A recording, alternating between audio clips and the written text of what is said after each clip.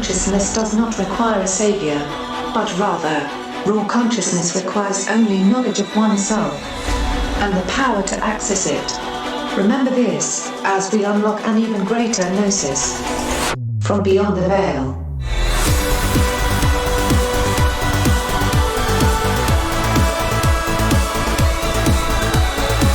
From the Pacific Northwest, good morning, good evening, wherever you may be across the nation, around the world. I'm Chris Gio. I'll be taking you beyond the veil this evening. I'm joined, of course, by my lovely wife and co-pilot, Mrs. Gio. Good evening, everyone. And we have an incredible show for you today. Joining us in about 5 minutes, Sevan Bomar is returning to Beyond the Veil. It has been years since we've had him on. He's one of our dear friends, but we just kind of lost contact with him, and he's been doing his own thing. But I'm really looking forward to really diving deep into the deeper level of gnosis this evening that Sevan always takes us down. What do you think? It's always college level gnosis, too. It's always way, way, way beyond the veil whenever we have Sevan Bomar with us. I think the first time we had him on was way back in 2011, I think it was. So was it 2011, 2012? Yeah, it's been a while. He's made many, many, many appearances here on the show, and it just keeps on getting deeper and deeper and deeper. It does. So I'm really looking forward to tonight's show. It's nice to be able to have somebody on that we've kind of grown along with, and a lot of the time you'll have people on the show that, just kind of stay at that same level of gnosis. But with Sevan, it always goes deeper and deeper and deeper. So it's kind of like we've grown along with Sevan. So I think it'll be really nice. Excellent. So let's take a quick break, and we will be right back with Sevan Bomar right here on Beyond the Veil. Hi there, Chris Gio here. If you're like me, you've heard many shows on TFR discussing the healing benefits of CBDs, the non-psychoactive component of the hemp plant. But with so many options out there, you've probably wasted a ton of money on hemp oils that contain alcohol, solvents, tasted horrible, or simply didn't work. That's why I'm pleased to let you know about Eye of Life, a 99% pure CBD oil extract made with all organic ingredients. And best of all, it tastes great, and it works. But Eye of Life is much more than just a hemp oil extract. It's a special blend of high-potency CBDs infused with B-Cappy, the non-psychoactive component of the ayahuasca tea. If you're looking to help alleviate pain, inflammation, tremors, anxiety, depression, or simply rebalance your mind, body, and soul, head on over to eyeoflife.com and get free shipping with coupon code TFR. That's eyeoflife.com, AYALife.com.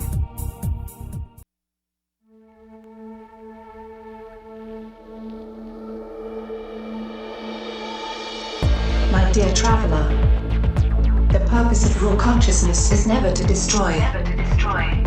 It is always to create. Build bridges. Create happiness. And bring forth new life. We must live in the hope that mankind will draw together. And that we better understand each other. The more that we awaken, the easier this will become. Now rise. Follow your conductors. And fear no danger. As you step beyond the veil.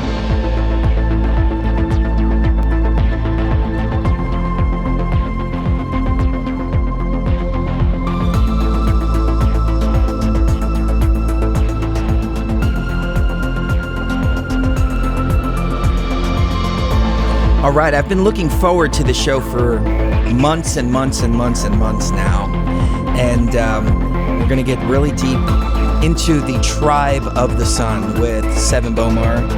Sheree, you have a quick bio for Sevan, even though he needs no introduction on this show. He's been a regular guest, and I think everybody has been on the journey with him as well over at his websites. But go ahead, Sheree. Yes, absolutely. Sevan specializes in this with his unique approach at pioneering over a decade of open source spirituality while sharing knowledge and applications with thousands of members. The networks he has been instrumental in creating span across the world with seekers from all walks of life everywhere on the globe. And I think his website, it's not listed here, but It's okay. We'll get it from Sevan directly. We'll get it. Sevan, how are you doing, sir? I'm doing amazing, you too. It's so beautiful to see you. I wanted to say wholeness. Thank you so much for, taking this opportunity and time for us to be into this union together. It's just a perfect time and perfect opportunity. I always love being on TFR. And so what's up? Likewise, I love to likewise. come in this space.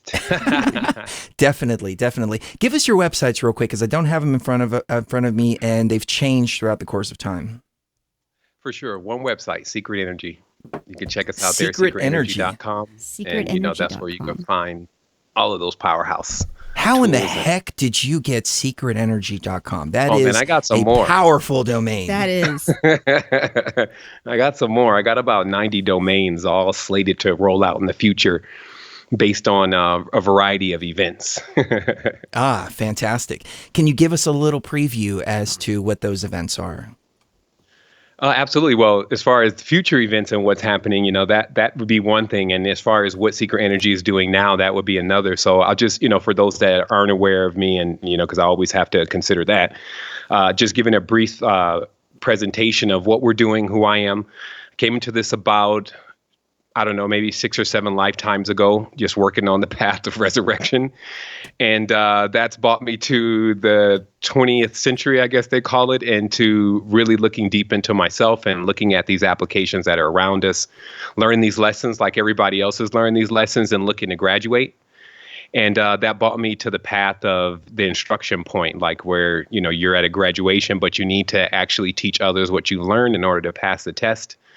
And I've been doing that a decade now, bringing this knowledge and bringing this awareness, and more importantly, bringing the unity, starting off just like everyone else in the sense of, really using only intuition to determine where is the true north, where should we be going. And in that, of course, sharing that message with others and them finding the synchronicity in that message until it built quite a bit of a faction, which is what we would originally be called as the resistance. That's what I would say is the cult classic site. We started off by authoring the code. I started off by authoring the Code of the Matrix, which is a book you can still find on the internet for free.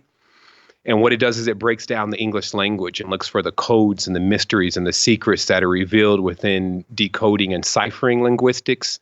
And it gives you a crash course in doing that in English. Now, of course, since that's been years ago, since then, I've been looking at a lot of the ancient technologies, if you may, to see how we can apply those in modern times to cause quantum healing. And, I'm big fans of TFR. In fact, we have just rebooted the Keymaker series, but its origins is actually with TFR radio. And many people enjoy the Keymaker series that we were able to deliver on TFR to this very day and say it has changed their lives. And that is all a part of that truth frequency. So, you're absolutely right. We were running it for quite some time after the fact, and people were just loving it every time it would come on. So, hopefully we'll get more.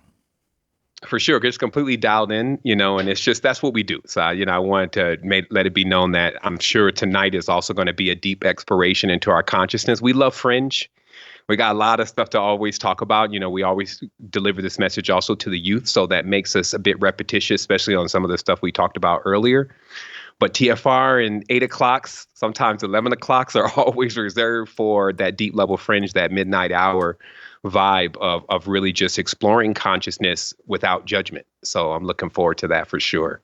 Excellent, excellent. So let me ask you about previous events this year. Have you felt any shifts? Have you, is there any time this year that you can point to and say, hey, you know what, there's a huge shift here or a huge shift here? The key word in what you're saying is time. I definitely, and I'm sure everybody else has noticed more numerical anomalies as the years continue than ever. I can't say it started last year, probably maybe 3 or 4 years ago, we started seeing these number anomalies. It kind of started with the 1111 phenomenon, which I think just started making us look at numbers. Just like maybe the Code of the Matrix made some people start looking at letters, and then it just starts all unfolding, but it does that collectively. So what I felt like is collectively we began to experience these 1, 2, 3, 4s, 2, 2, 2, 2, 2, 2, just all the way across the board. And just days where even full moons and alignments to me are like, even when the full moons, the new moons, the Thanksgivings, Thanksgiving this year was on full moon. So, when we get those kind of alignments, which I believe are the real alignments as far as the clock settings of this dimension, it lets us know that we're getting towards 12 o'clock in certain tense. And one of the most recent phenomena that has really been strong lately is what I just have dubbed ghosting, which is literally when someone has just said something or done something and then goes and contacts someone else that happens to be engaged in that same thing at exactly that same moment. An example could be someone emailed me yesterday and asked me, did I know someone right at the time where I was typing their name in YouTube over just something completely unassociated where I was looking for actually someone else. And this actually happened at least 2 times yesterday. So I had to take a moment and say, hey, let me just dial into this space and see what's causing, heavy ghosting. Because the reason why I call it that is because some of the stuff is basically numeric. So you can hash it out and really get the sequence and when it's going to happen. I think you have a brother on your station that actually goes really in on the gematria. And so it's that aspect of things and looking at the numbers and seeing how they cause results and being able to actually create a time machine out of just centering your life around numbers. Then there's this other stage where it's clearly that there's a sentient extra hand, if you may, that is moving pieces around because the calculations on the anomaly that's happening is impossible. So it's basically impossible for me to be talking or typing someone's name and then another person that is completely associated with that situation ask me about that person unless there is a spiritual component and metaphysical component involved there.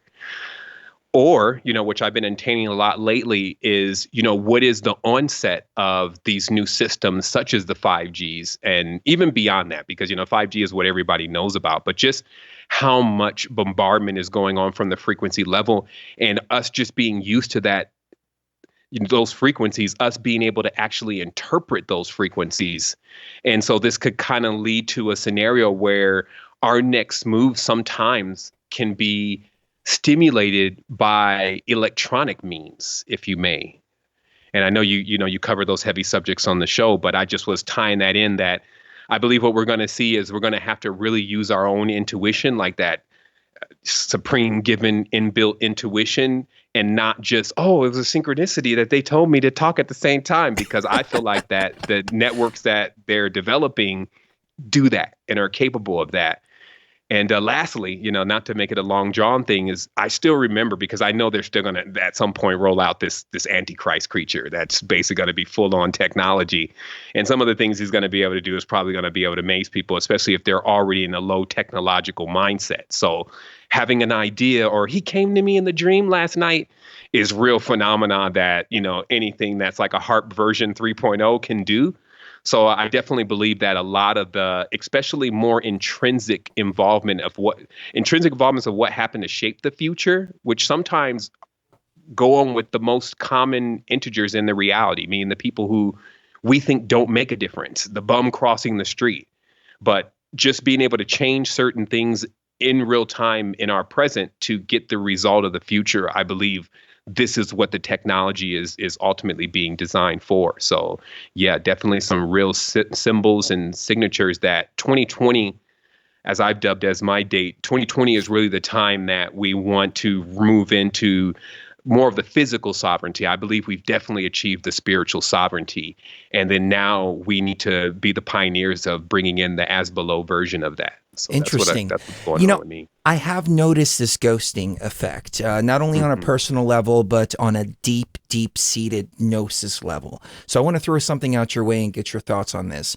So back in August of, I want to say 2017, there was that big eclipse that encompassed the entire United States. It was a huge, big deal. I was really weary of it, and so I stayed outside of it, but we drank ayahuasca on that day, and I was watching it. As I was watching it, I saw this huge, giant, one-eyed creature octopus thing come out of the sun. It was dropping this divine code everywhere. So we started talking about this. Stranger Things 2 comes out in that the next October. And I don't know if you've seen this, but the premise of it is that there's this huge octopus-like creature in another dimension that is trying to merge into this dimension as well. So we're downloading this information from, or I hate to use the word downloading nowadays because it's really not downloading, it's remembering from deep inside of us. Yes. But these type of shows have to be in production for a year, 2 years, before they're actually released to the public. So it wasn't released at the time. It was released 2 months later, but obviously it was in production. So we start looking around and we're finding people are coming up with this artwork. Somebody posted a picture of what they called the Holy Spirit. And this was Mary, the Virgin Mary, with octopus tentacles coming out of it. We've got all these different motifs now where people are downloading this octopus type thing that's in the sky or coming out of the sun or something like that. Any thoughts on that?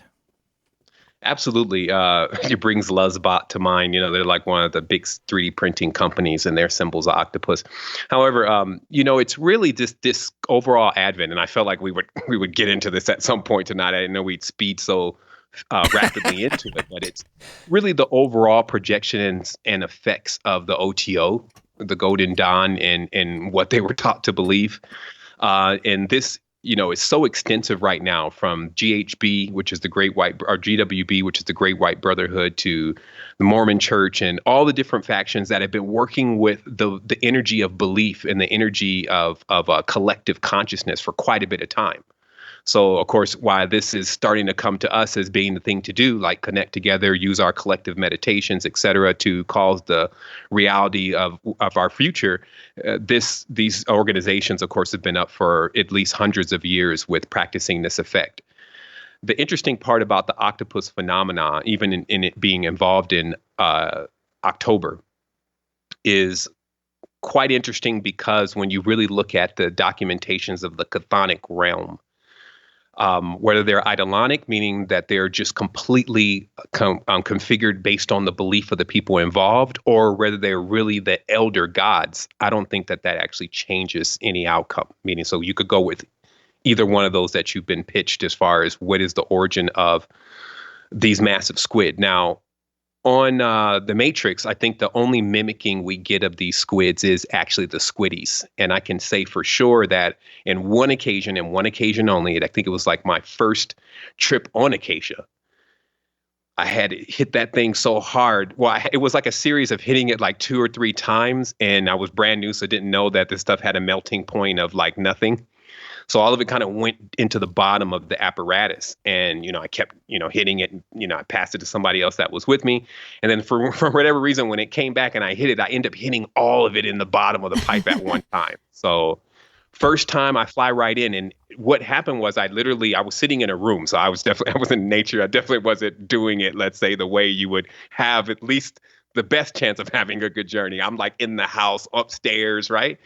And what I noticed was right away I began to see what was next door.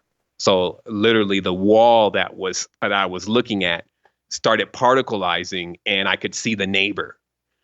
Then I could see the neighbors in a row, like all the people that were all in the houses. And then because it's like a HUD opening, as that HUD began to open, I noticed some rather large squid beings seeming to come down the apartments in rows as if they were harvesting something off the people in those apartments. And right then it kind of zoomed back out. And then I went into the rest of the experience, which was like cones flying from my hand and the whole Messiah type phenomena. The second thing is that I was actually out at the beach, and there was a massive weather system coming in. And of course, I was now then at maybe my 60th or 70th journey on the diamonds. And so I was always trying to look for a special phenomena to try it, to see if I can see some other things. You guys are more familiar with that than most. And in this case, you know how everything gets wider, like they talk about the Eye of Horus, when you start using those outer degrees of your eye, and you can start seeing beyond what most humans could see. Mm-hmm. Basically, you just get more of instead of your 160 degrees, you start bending in the 220s and 230s. And in that, you can kind of see the whole of something that you normally are not able to see because of the corner of your eye. And I saw a massive octopus spiraling with its tentacles, bringing in the rain system. And I'm looking at this thing, because as it's spiraling, I'm like, okay, I'm about to get the face. It's about to come around the face, because, it's turning. So, you're about to see the face of this thing. And, the transmissions come in, because you can always dial in like, hey, what is that? And it was like, well, Papa is a pool pole. Think about the Popol Vuh. And so that's like a riddle, right? But when you study deeply into this, it talks about massive cephalopods, which are in themselves massive brains in a certain sense, like Mother Brain from Contra, right? Mm-hmm. And these massive brains, because of the space that they're in, which is our ocean, which is really deep space, have the ability to reach the mass of something that can encompass our frequency range.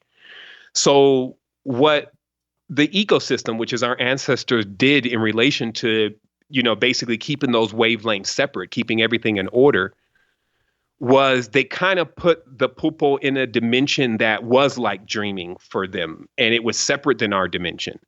And this is, of course, now we're getting into the mythos, and that's the chthonic mythos, and how a group of people in societies attempted to wake up these microbes to see what they had to say, even though many of them were actually planet size. And so there's another recent movie that came out, I think it was Arrivals, where they show that they're in contact with some cephalopod. It's got 7 tentacle hands. And I'm not sure if that's exactly what the movie is called, and if you're aware of the one I'm talking about. It's a brand new movie. They go in, there's huge monolith structures all over the place. They go way out into the desert to go try to communicate with these things. And they're communicating through black smoke, right? In this movie. Interesting. Now, this movie is 100% an OTO dialogue of just them explaining, because when they use a 7-pointed star, there's a difference between an upright 7-pointed star, which is a high elf star, and then the inverted 7-pointed star, which is basically opposite to anything the high elves believe. So in the OTO, they are opposite to what the high elves believe, and they angle their star 7 points, but upside down, which is to turn the 7 planets upside down. And they come in the form these days of this octopus-like consciousness, because it's almost like uploading yourself into another network that becomes your vehicle. And if there's enough of you, just like in the world, right? Like if enough people come into the world with a certain kind of ideal, they change the direction of the world.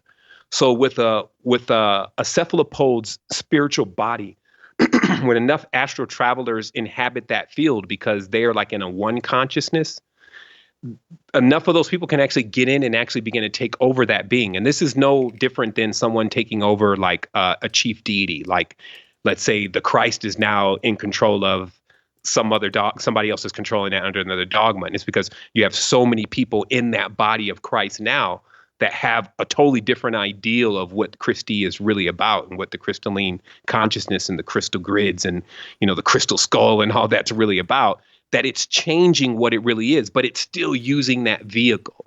So, that's what's up with the octopus. And we can expect, because of the traits that they exhibit just in nature alone, their DNA and the entire spectrum of their biome is pretty extensive, meaning them being able to continuously reproduce themselves, change from male to female, chameleon type ability, side real eyes. Like if you were really like looking for the vehicle to travel in, this one is actually more ideal and less prone to destruction than the human body.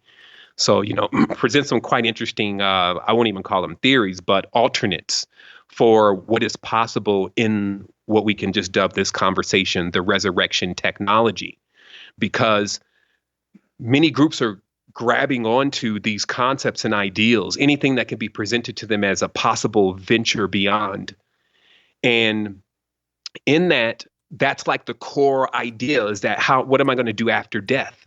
What am I going to do? What am I going to do? And that's where resurrection technology comes in at. So we have plants and substances that bring us into certain levels of awareness.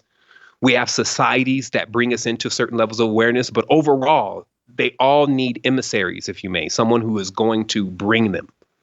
Invisible forces don't work on the dimension unless someone is able to animate them. So this is truly a part of us now seeing just how powerful our consciousness is, and really being able to create anything that we think, and really learning to not allow our consciousness to be used to create things that we don't want. Because what future would there be of, let's say you live on immortality, but you're a slave of, octopus faith? Right. You know what I mean? Right. Like, so, just designing the future that you want, and, also as more options become available, making sure that you're not choosing the calamari, over the full-blown light body. I mean, come Right, on. right. Well, you brought up several things that I've never considered before. First of all, the release of that Stranger Things 2 was in October. Octopus. There's a connection right there.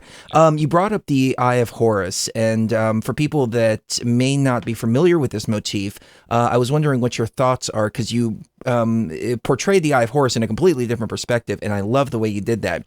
But I've always seen the Eye of Horus as what I have up here on the screen, which is the representation of the brain. So you see many different parts of the brain. What are your thoughts on that? And then I have a couple of other follow-up questions for what you were talking about. The system that we're in is so beautiful, and I love the on the fly imagery. I love it. I have to take a moment for that. What we're looking at is that because the system itself is interlinked, just like I said, you can see beyond when you can move beyond the corner of your eye, exactly where that gland is, where that gland opens up and pushes beyond where the corner of it is. That's when that's when those adjacent realms start opening up. So it's interesting that, again, just like watching a clock, all of it is so entwined that when a lens opens one place, all the subsequent lenses open in different ways. And this also is perfect for letting us see just how hyperdimensional the reality is and how many different levels we can act and change things on and be acted and changed on, right? Because we're seeing two different layers, if you may, of the reality. Actually, three here. We're seeing a symbol. We have mathematics behind this symbol, and we actually have glands behind this symbol. And each of them hint to the divine phenomena of being able to open up the ability of seeing into more worlds. Now, what is the original story on the third eye, though, or the Eye of Horus? Actually, the original story, because it actually connects a lot to Kali, was that the eye was created because the being that put it into play, we could just say it like that, was speculating that there was others that were going to betray him. And that's interesting, right? So he created the eye to see in those spaces, and the eye became something of its own nature. And so I think, to simplify this, the eye these days is more connected with the force that Kundalini is really associated with in relation to creation and awareness.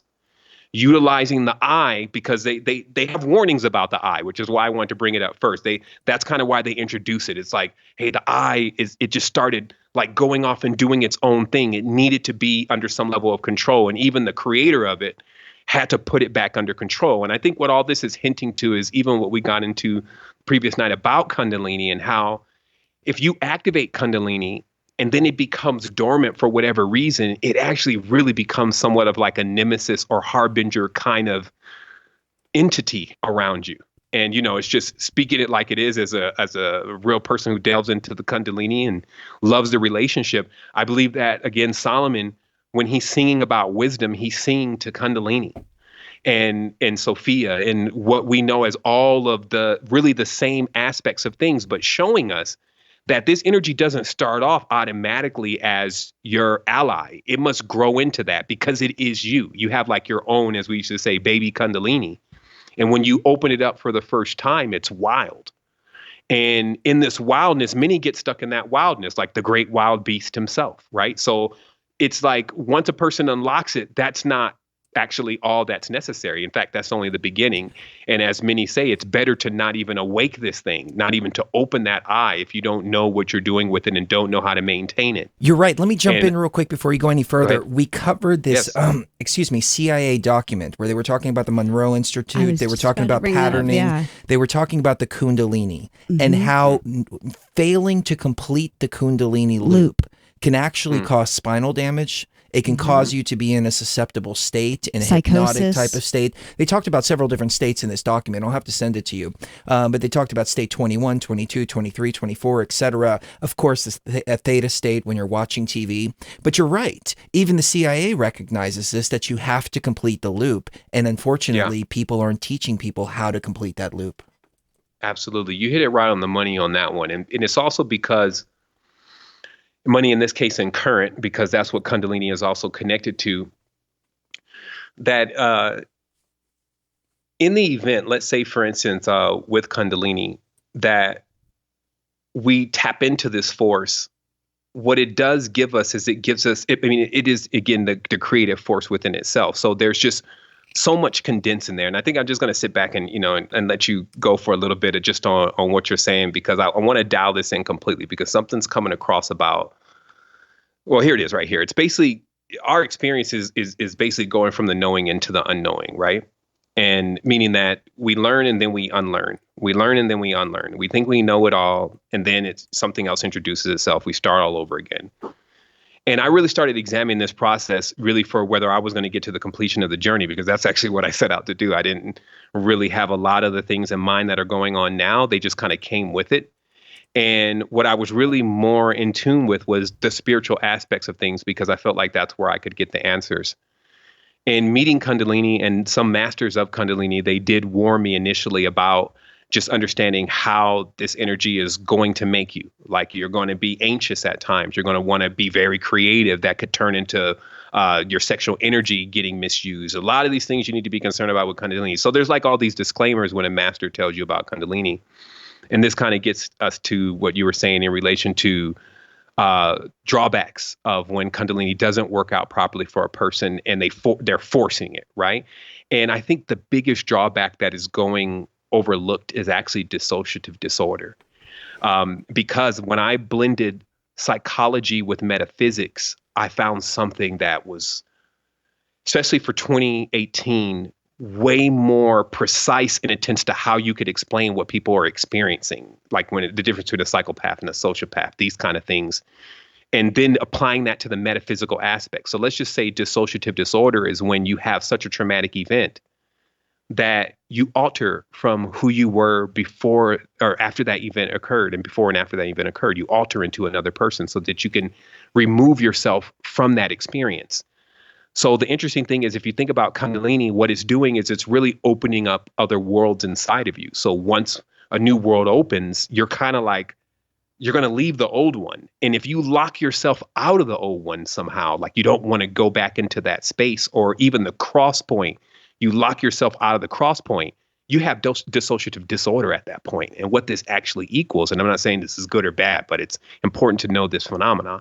What then that equals is actually try to get rid of everything from your previous life, all your friends, family, house, every single thing. And many have been through this process before. And we could say, yeah, it's very constructive. Sometimes it is in itself very destructive. It's actually the destructive side of Shiva. I'm going through that process right now again for the 1,000th time. Right? I just want to tear everything down and rebuild it from scratch. I just start moving before it happens these days. I thought, well, time to go. Yes. We've been here in this house for 4 years, going on 4 years. Yeah. And it's the longest that I've ever been in any particular place. Yeah. And I'm getting cabin fever and I'm pulling my hair out. Yeah. Well, we talk about that constellation switch, right? And, it's always good to, travel, which is these houses. Right? Literally our houses. I love making stuff just way more literal. So every house we go in is the constellation. And sometimes we spend longer in those constellations because there's more lessons in that universe or university, right? And then sometimes the periods are even shorter. But what's most interesting is the orbits. And this is something that I definitely want to get you to, just chiming in on, because I'm sure you have this phenomenon, especially now with the ghosting phenomena taking place. There's another one that's happening, which is, why do I keep meeting the upgrade of the previous person from the last orbit? And let me explain that. Like, you'll have this friend or person that you're acquainted with, and maybe you guys don't end up going all the way. Maybe something happens and, you ride out for a while, but the vibe, you're still increasing, or maybe you're decreasing depending on who you're talking to. But maybe something's coming off alignment. You guys separate, right? But then maybe a year later, 6 months, depending on the orbit, you bump into another person and these are the same people, except this person is either, depending on what direction you're going in, either upgraded from the last person or downgraded, but definitely the same archetype. And this phenomena happening around people that are enigmatic to, let's say, the future and the ideals of how we look at at consciousness in the future. So this would be any person who is given a platform to speak or to talk about spiritual things seems to be experiencing somewhat of this phenomena if they have enough of their door. Oh, I think we lost Sevan there for a second. So let's see if we can I think he's in South America, so it could pull him be back on. Yeah. a little weird. But I love what he's saying, because I have noticed it's not just collective consciousness.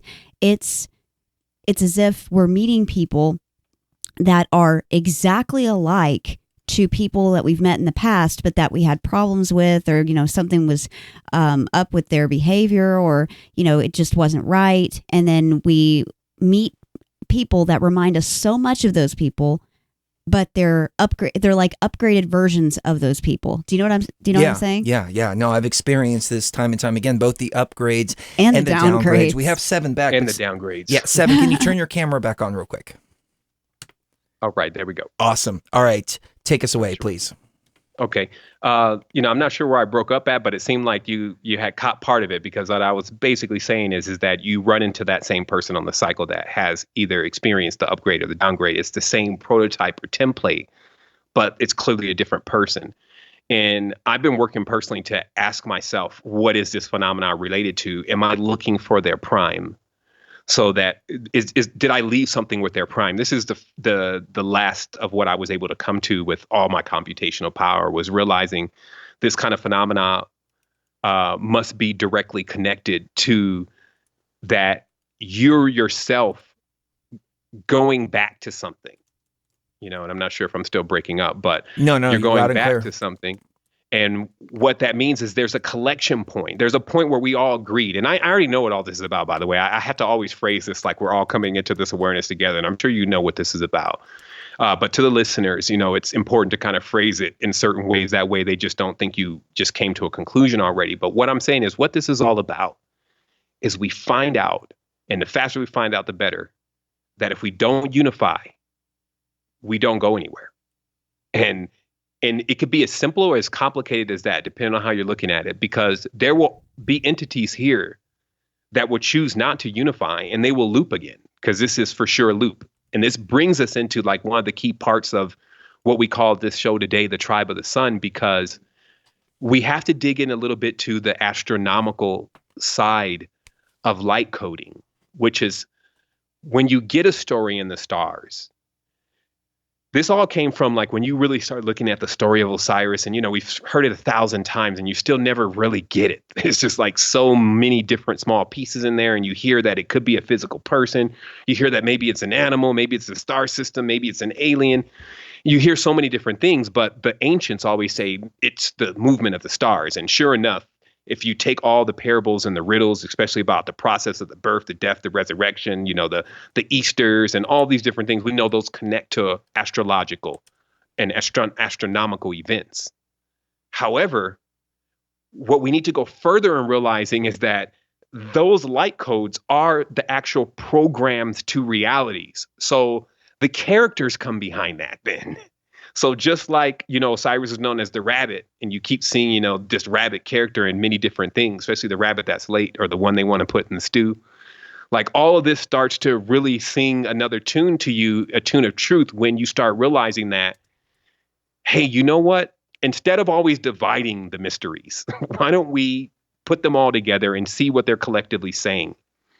And even a part of this presentation today was about just the stark connections between the character Hiram Abith, the character Solomon, and the Hindu king Murugan, and the six-pointed star, the Dravids, or also known as the Dravidians, who are the Nagas, the Nubians, or far before that, those who were in the land, the Candaces, the male pharaohs, the female priests of Amen.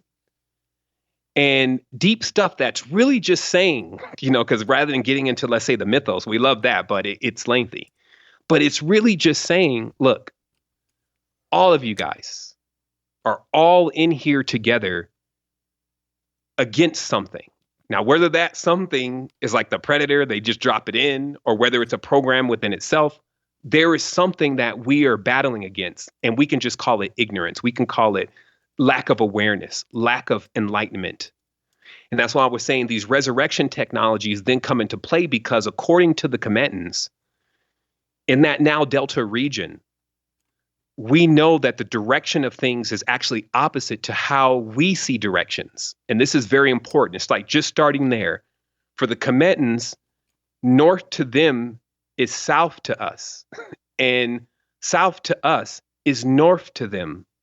So even, and I got this confused when I first came into the knowledge, I was saying Upper Egypt because I was thinking it's up, the pyramids are up there, and you know what I'm talking about. No, that's actually Lower Egypt. You know what we've determined is that the Nile runs a certain way. It's like a battery current, and it connects positive and negative. They built that Aswan Dam, and once they did, they messed up the current completely. And from that point on, the energies have been completely off. Yeah. And that's interesting because that actually, as a buddy from, I think it's Ancient Architects, is revealing proficiently about how, amongst many other things, the irrigation system involving the pyramids and all that just being on point for that area to stay fertile and not like a desert like it looks right now. It would need to be online, or it doesn't look like that. And then when it's online, it spreads healing to the entire world, right? Yes, that's what we came across when we were in Egypt. And that stagnation is what's causing so many problems. That causes problems for us. And if this construct, because it's interesting though, because let's go a little bit deeper, because when we think of death and decay, we know it exists within us, right? Because there's an asshole, okay? Right. So there's a part of the body that produces death.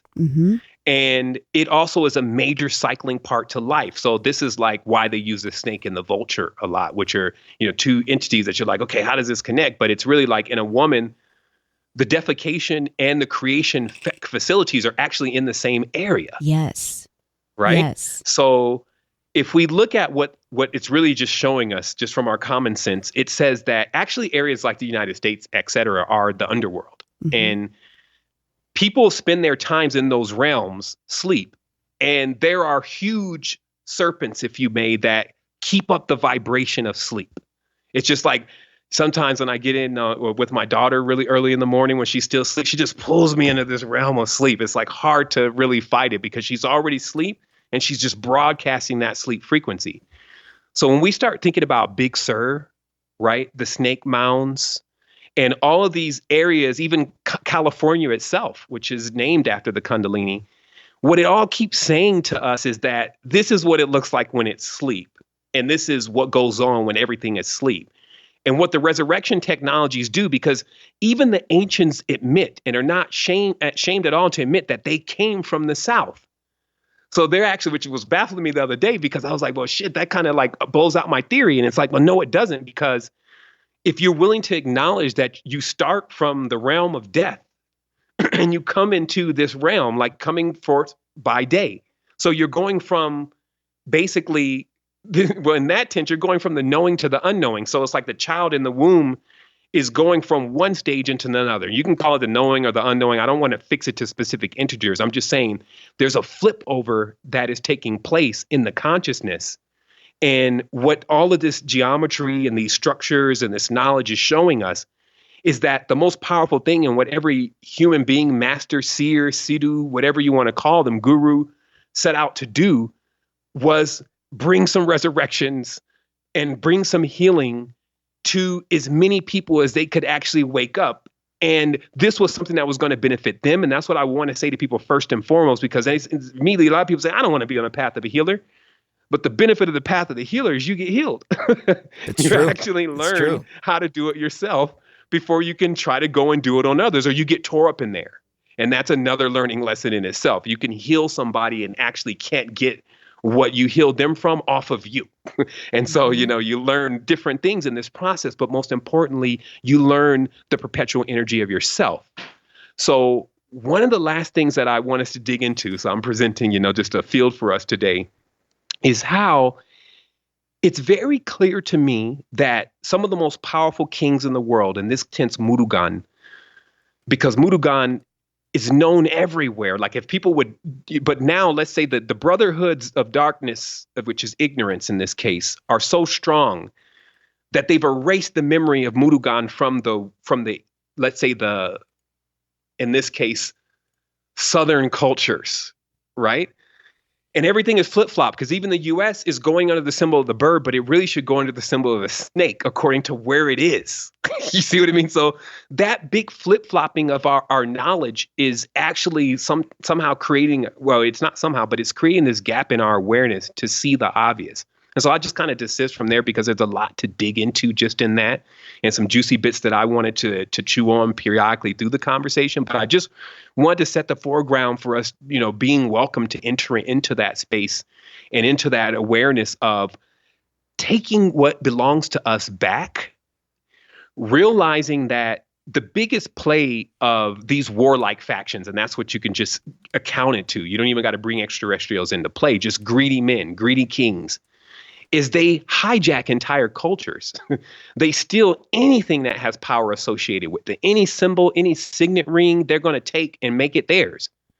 And what it's for us to do is to now be wise enough to practice the discernment of how to use those power tools. Because right now, they're kind of like not being used. And that's why the text says they'll block the door for themselves. They'll block the doors for others and not be able to enter it themselves. Mm-hmm. So they have access to it, but it won't serve their purpose. It won't fire up for them.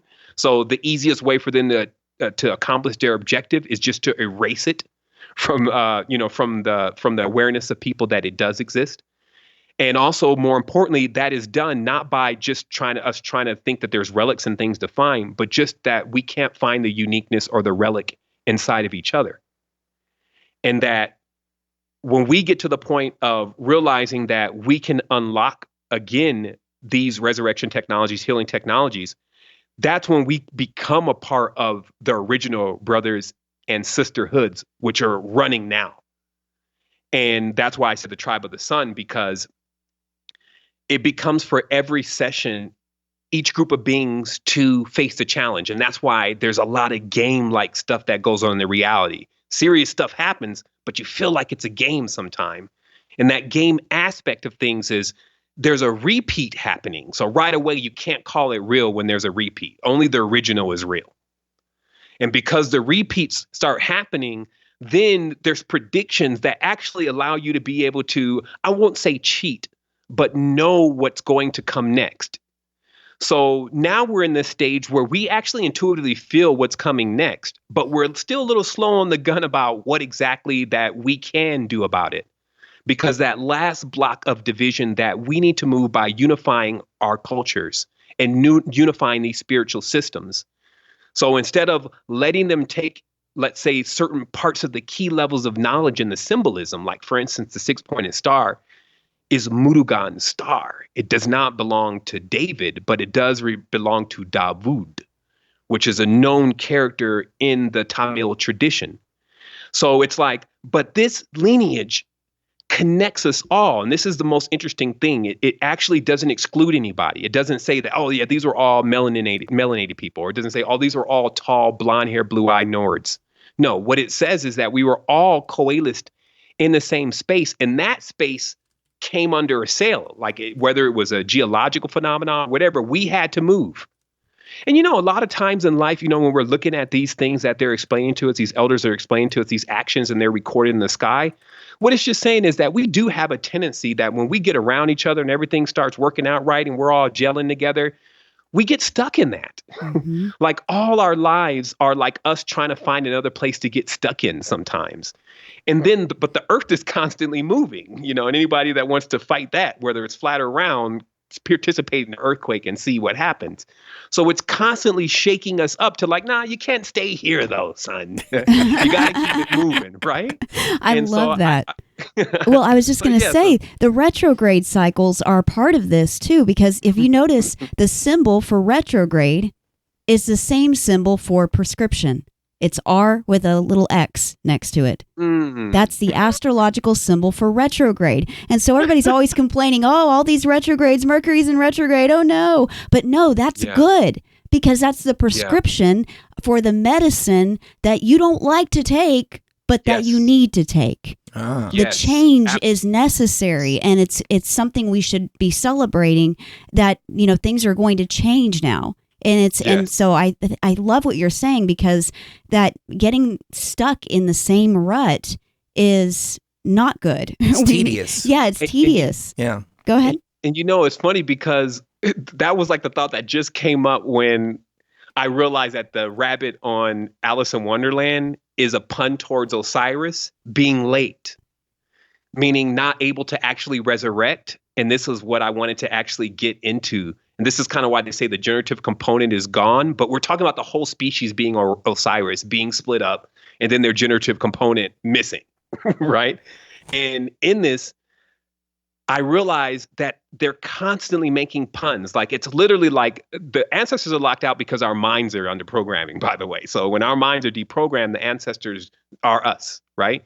But in between that time, there's this twilight hour that never ends. It's like a weird magical spell until you break it that involves astrodimensional mirrors. And in this, the rabbit is late, right? So there's a joke being made at the rabbit in the beginning of the Alice in Wonderland series, right? And I believe that this joke is really about that when you look deep into these rites of resurrection, okay? So like if you're a king, right? A real deal king born in the old days, no TV, okay?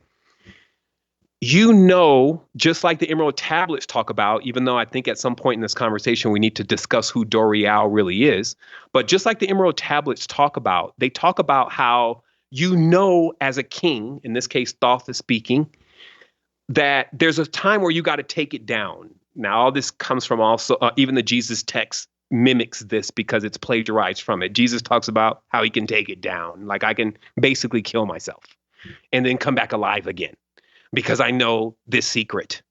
And this secret in every tense is resurrection technology. So what you're looking at, let's say in the ritual that in Kemet, is the process of how to bring the king back. So when you see this, there's like a pyramid, then 2 obelisks, then 2 sphinxes, then a door, then 2 guards.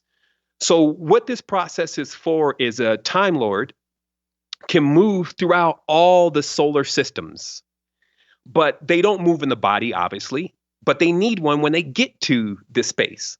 So who's generally waiting in that temple is the most devout servant, in a sense, to going beyond. So they sit there waiting to be illuminated. What is illumination? When one of the beings needs a body to go into this realm. So let's say astrally, let's say the being is sitting on Betelgeuse, and now it wants to come into Earth to do certain things. It will send its Ka into the Phi base portal and then arrive and then animate itself in that Mastaba or whatever it's actually called. And then when it coalesces enough, just like one of the Sidhu powers, it will then inseminate the priest or priestess that is there waiting to be enlightened. And then they will walk out. Now, they're having a great time because at this point you feel superhuman power. But also there are astral things that go with that being. And this is most important to remember, that these beings don't even consider Earth safe enough to roll around without 2 Sphinx, 2 jets, and a few other things, which they're showing you in the painting. Because as you read in the Emerald Tablets, which is written by a racist, but you got to still realize that they're taking some of the core real knowledge that you will never get access to. It's what they got in the pyramid, why they're still doing initiations there under another configuration. What they did is they took this knowledge, and I just got to get to what all this is about. When it was time to resurrect the king, Father, if you may, the divine masculine that holds the foundation of the world from tipping over off its axis, they didn't. It's the biggest coup of all time. That's why I said the story of Hiram Abiff, which is the first initiation into Freemasonry, shows you and explains to you that they tried to kill Father. Put Father in a box, which you'll see in the pictures. They put Hiram Abiff in a box. Same thing that they say they did with Osiris. They put him in a box. Set tricked Osiris into going into a coffin or a sarcophagus that he made specially for him. Even the story seems a little weird and off, but he gets into it, he closes it, he throws it into the ocean, and then starts the story. Moses starts having this same story. So the truth is that all this story is all centering around the same thing. And it's basically saying that the king, the real one that has a divine right, which is every single person here, you got to see this story as spiritually taking place, physically taking place, astrally taking place, because remember we talked about the lenses, they move on all levels. So there will be an actual drama that will play out here with real characters and animals, just like they try to show you in some of that Victorian art where everything is just like a huge dramatic play and everything's participating on different levels. This is what we're talking about. So where our world, I feel like personally, and just doing my research and studies, came off balance was when it was time to raise that part of us that stays in awareness. Like it's like we go to sleep for a certain period and then we wake back up into our new cycle, right? That transition period when it was supposed to take place, it didn't happen. The beings that were responsible, mainly one of them, for performing those rites, chose not to perform the rites. Instead of opening the coffin and opening the mouth, basically it just left. It left it, and it left the king and went on to try to serve in its own stead. Now, if somebody wants to argue that, look at the world today. Look at secret societies and what they're really saying. Look at these ancient mysteries and what they're really saying. All of it leads to that someone that was way more proficient, because of the Rongo, which is the Easter Island situation, the real Atlantis, the Eye of Africa, Nubia, Sri Lanka, ancient Lanka, like all of these different places are all adjacent to each other and saying something. And it's saying that, hey, there was, let's say Murugan is not just one man, but a culture in itself, a brotherhood and sisterhood in itself that has only one agenda: spread this knowledge.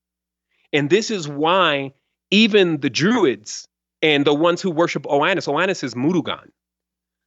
He was seen as a fish because he was a seafarer. They already had in ancient Lanka, as you see Atlantis, their whole thing was riding around in boats all day. Even this island in the ancient tongue means basically the place that you can drive your boat up to, because that was one of the main export-import places of sharing knowledge, sharing goods, sharing resources. So instead of us stretching out our past into thousands of years since we've been wax strong and wise, we need to see that it's not been as long as we think. And a lot of this knowledge is still fresh. And because we're born in the Western culture and don't sometimes have a strong grip on true history, which is changing rapidly because we do have YouTube and we do have all these different scholars and people who are also into the fringe and digging deep into topics, we're coming in and we're coalescing in the knowledge. But I'm glad we're getting to the point where we're not seeing it as our enemy anymore or who we want to fight, but we're starting to see it as something that was taken from us that is very powerful that we need to reclaim. And that puts things into a totally different perspective and changes the energy around everything as far as, just a spiritual being that's in this experience. I know you might have to take a break. I'm loving this. Yeah. Now, let's take a quick break. And okay. I've got so many follow-up questions because you've really I don't see the bottom of it. You've unlocked this box. You've broken the matrix tonight. So. Yeah. I got to say, the internet's still working. I've been doing this for 10 years now, and I've heard guest after guest after guest after guest. And in the back of my mind, I'm always thinking, that's bullshit, that's bullshit, that's bullshit. And I got to say, everything I've heard tonight, I agree with, which is very strange. Yeah, it's very so I got to say, you are It's totally on point, man. Spot on. You are totally on point. So on that note, ladies and gentlemen, we will be right back in 2 minutes as we step even further. Beyond the Veil. What has been set asunder? All the conflict and strife throughout history, all the fear and hatred, serve but one purpose: to keep my master's wheel turning. The coin is still turning. All souls were prisoners, trapped in the pointless round of existence, leading distracted, blunted lives, until death returned them, always in ignorance, to the wheel. But what hope had there been? There is no escape. It was then I knew what I had to do.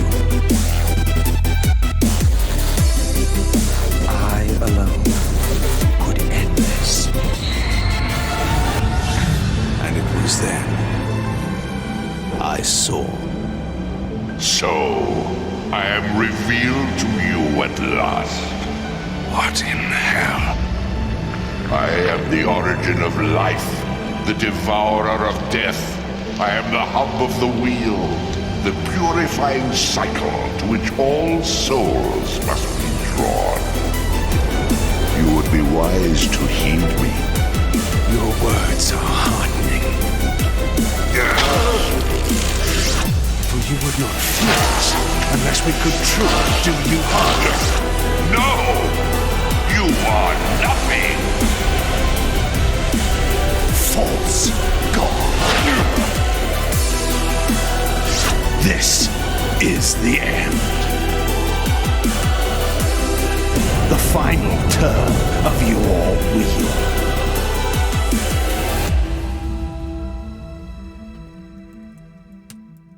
All right, so we'll be back here in just a moment with Sevan, but I figured we'd go ahead and talk about Eye of Life here for just a moment. Eye of Life is a 99% pure CBD oil, but it's infused with the spirit of Aya. We actually have infused the ayahuasca vine with the CBD extract and infused it into USDA certified organic coconut oil, USDA certified organic natural flavoring. Everything is organic in it. Mm-hmm. And people have been raving about this on Facebook. I mean, we've been getting testimonial after testimonial after testimonial. And the thing is, we're not soliciting testimonials. Right. We're not People asking. are posting it just simply because it's working so well from them. As a matter of fact, I just got another message right here. Let me pull it up. Thanks, Chris. Much appreciated. Just to let you know my situation, I'm not a youngster, 66. I've had major spinal surgery in July. Due to losing my mobility, things are improving slowly, but still have some way to go. The Eye of Life is helping with sleep and with pain. Hopefully, the longer I use it, the more it will help. It's also helping with my mobility. Many thanks for all you do, and much love to both of you.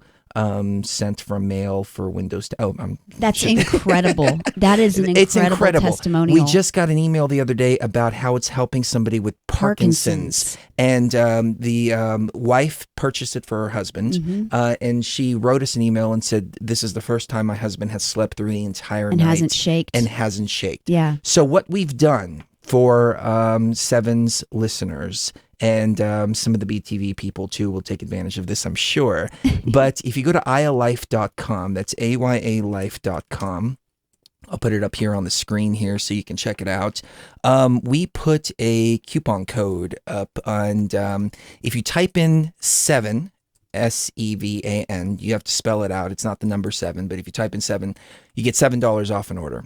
So it's already priced really, really, really low, and it's priced to where we can get it out there to people and really help people out. And it's the way Sevan spells his name. Yeah. Yeah. S-E-V-A-N. S-E-V-A-N. Yeah. So there you go. It's so good for neurological issues. I just have to say, even just for myself, it's helped so much throughout the last year. Yeah, one of our listeners just got back from surgery. Yep.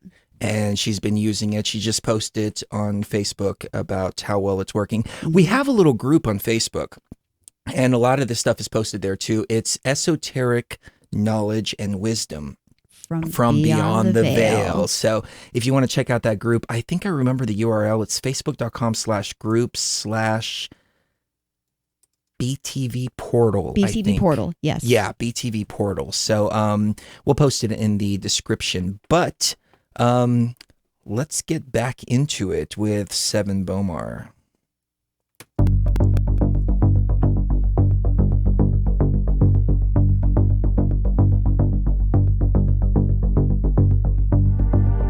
My fellow travelers, always remember to walk uprightly and circumscribe your desires as we travel upon the level of time to that undiscovered state of consciousness, traveling to the place where once obtained, no traveler returns. The place of raw consciousness which awaits us when we have passed beyond the veil.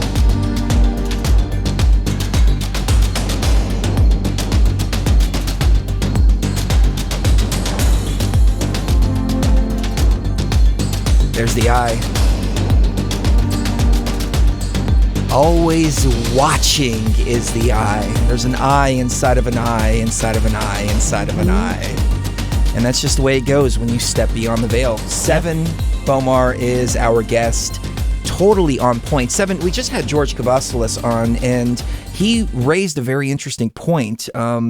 He said that the Christ consciousness, the word Christ, Christos, which is the way you say it in Greek, actually comes from the word chrysos, which chryso in Greek means gold. Chrysos means the golden one. So he tied it into the golden one, which I've never heard before. That made me think gold consciousness, golden one, gold consciousness. Gold is a really good energy conductor. And so you have a consciousness that's kind of flowing with all of the energies and it becomes enlivened. You had likened the Christ consciousness to crystal consciousness earlier, or the crystal skulls and all the crystals. What do you feel about the connection to gold, chryso? You know, being an alchemist myself, I love that connection. You know, actually, there's a batch of monatomics brewing over in the next room. You know, it's just, you know, gold never changes its frequency no matter where it is in the universe. And so the gold phase gods are just the sisters and the brothers who have activated that side of their potential and come completely online with the dynamo aspects of their consciousness. So once they cut it on, it doesn't cut off. And it runs good. You know, sometimes you can cut on, and you know what I'm talking about. In certain journeys, you cut on, you feel the body cut on, and you feel how the body's running. You see how long it's capable of running. Sometimes when it cuts off, you're super tired. But, you know, there's a profile where you eventually reach, you know, where the consciousness never turns off and it just keeps glowing and it keeps sending love and keeps sending joy. And, you know, one of the things that I was thinking about, you know, when you were bringing forth the Eye of Life, which is CBD, which is an amazing profile, it's just, you know, raising the cells. This is another time, once again, that we're here bringing in this beautiful technology of healing. And, you know, we're doing that for all of the balanced reasons, you know, not the right reasons. You know, I love to, you know, keep things corrected. But I love, you know, just where this is going in this conversation today. Like, I actually came here with a very open mind.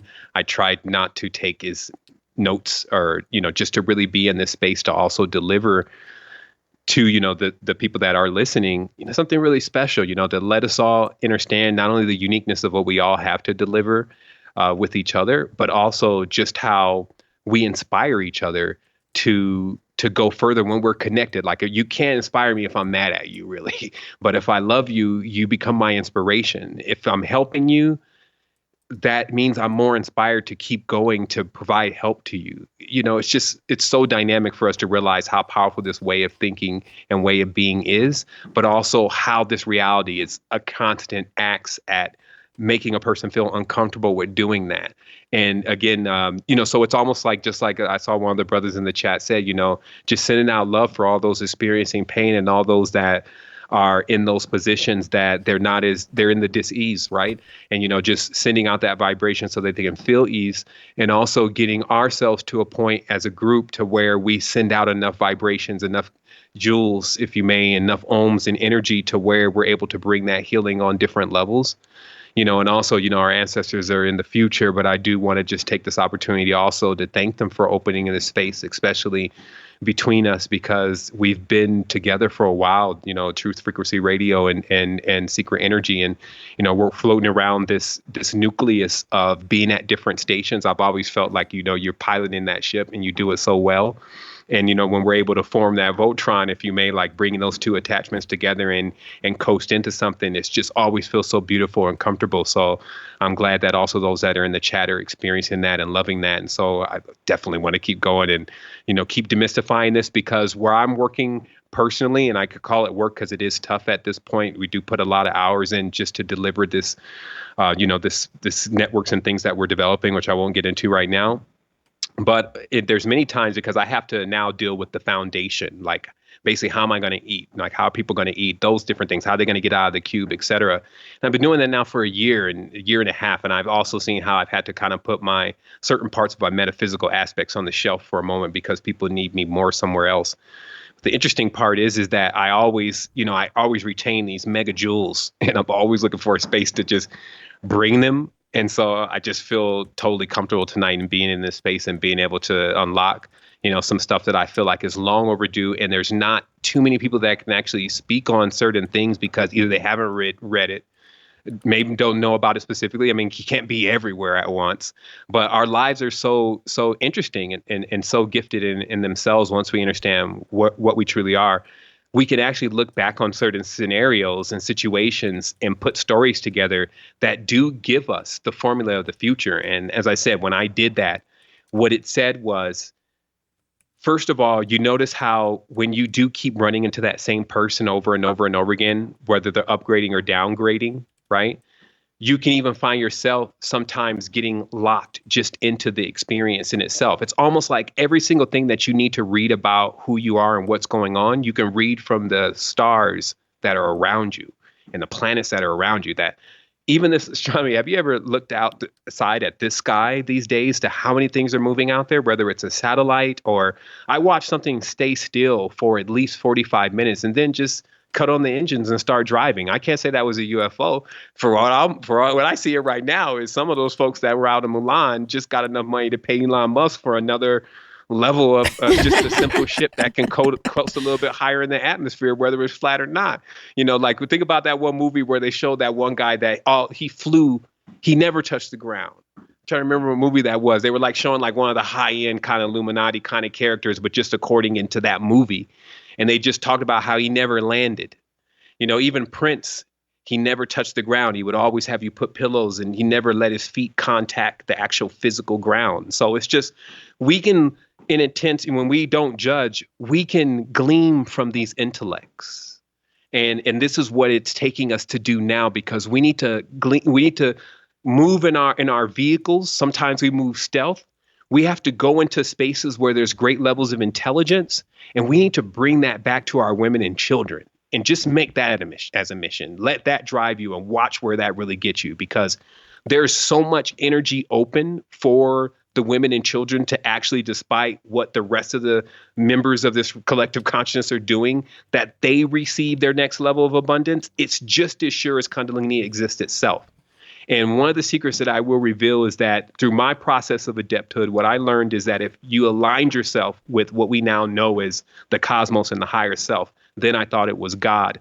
When you align yourself with God's ideals, stuff happens fast. But when it's your ideals, it's almost like you got to beat the door open and down and off the hinges before it happens, right? Mm-hmm. And so I learned a way to actually blend my ideals with my higher self. And that was how I unlocked certain levels of powers. So notice how that has so little to do with certain things that we think really unlock the powers. So just remember that there's jewels everywhere in some of the simplest things. And it just takes us being more creative in exploring ourselves and lose the antithesis. Because if you keep airing yourself out, meaning when you even come off this conversation, you will feel high, like you will be up there. Keep going. Start thinking about your future, start building in that space, because the fluid that you can't see, just like the air, the essence that you can't see, just like the air that you can't see is there. We're transmitting it into your space. This is prima materia. It's for you to do really what you want with it. It's pure energy though. Like I'm barely even able to contain myself over here. But in that, when you get filled up, just like any car, you're not going to take everything that's in the tank in the ground. So I'm a huge tank. But the reality is that when you go on from here, does somebody immediately poke a hole in your tank with something that you may watch how it works? See, when you become a watcher, just an observer, you will see the oddest things just trying to deflate you when you just learn it's all energy. And now sometimes you need a deflation. Like I've been times like just like a hot air balloon, you need those sandbags.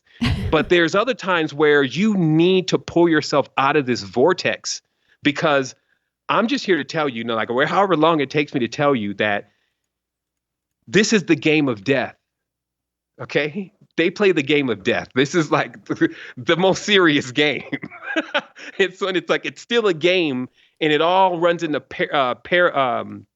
what you would call paradoxes, right? Well, but Sevan, the game is still. Let me jump in at some point, because Go ahead. I don't want to get too far off. You were talking about energy and how I want to ask your opinion on psychotronics, because it sounds like that's what you're alluding to. I want to share one thing real quick, and I'm going to divert the broadcast here for just a moment. But somebody just wrote an email, and this is like completely synchronistic with what's going on here. So she said, Jessica wrote, I was delighted to take the delivery of Eye of Life. Can you confirm the piece of crystal included in the packages, please? So I want to play for you this quick video, ladies and gentlemen. It's just a minute long, and I'll explain why I'm playing it here as soon as we play it. Well, I mean, I guess I can explain it first. So before we went to Egypt, we instinctively knew that we needed to create a network of energy that we were able to tap into. So with every order of Eye of Life, we started sending out, we got this big piece of crystal and we broke them up. We had the metaphysics store break them up, and we started sending out a piece of this crystal to everybody. Then while we were in Egypt, we were dropping them in all of these ancient sites. Now, the subterranean chamber of the Great Pyramid has been closed off to the public for about 20 years now. So is the Queen's Chamber. There's one in the Queen's Chamber too. But we were able to get access to it. We dropped one literally right down into the bottomless pit of the Great Pyramid. We dropped one at the Temple of Isis. We put them in the walls of the Temple of Sekhmet and the walls of... And we had access to the point where we were able to dig into the walls and drop them into the walls in the Temple of Hatshepsut, so on and so forth. If you're not familiar with the story, ladies and gentlemen, you can go to resettingthematrix.com. We did several ayahuasca ceremonies within the King's Chamber, within the Temple of Isis, and within the Temple of Hatshepsut. It was a phenomenal journey. But I want to show you this particular crystal because this person asked, can you confirm what type of crystal this is? And it's quartz crystals that we took there. And I want to get Sevan's take on the energy grid that was being set up here. So let me get to this here. Now, this is in the subterranean chamber of the Great Pyramid. All right, so we have the Eye of Life crystal. We're placing it in the subterranean chamber of the Great Pyramid.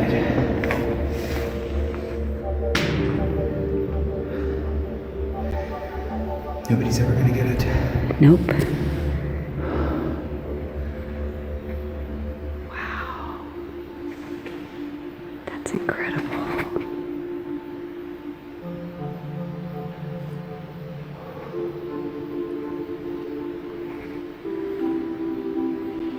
Okay, now let me see if I can find this area here where Cherie's actually talking about the crystals.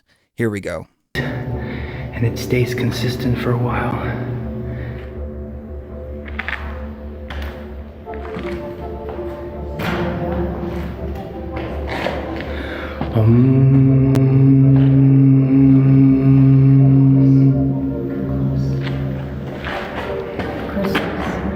Crystals. They're all crystals. They're all crystals. They're all crystals. It's information.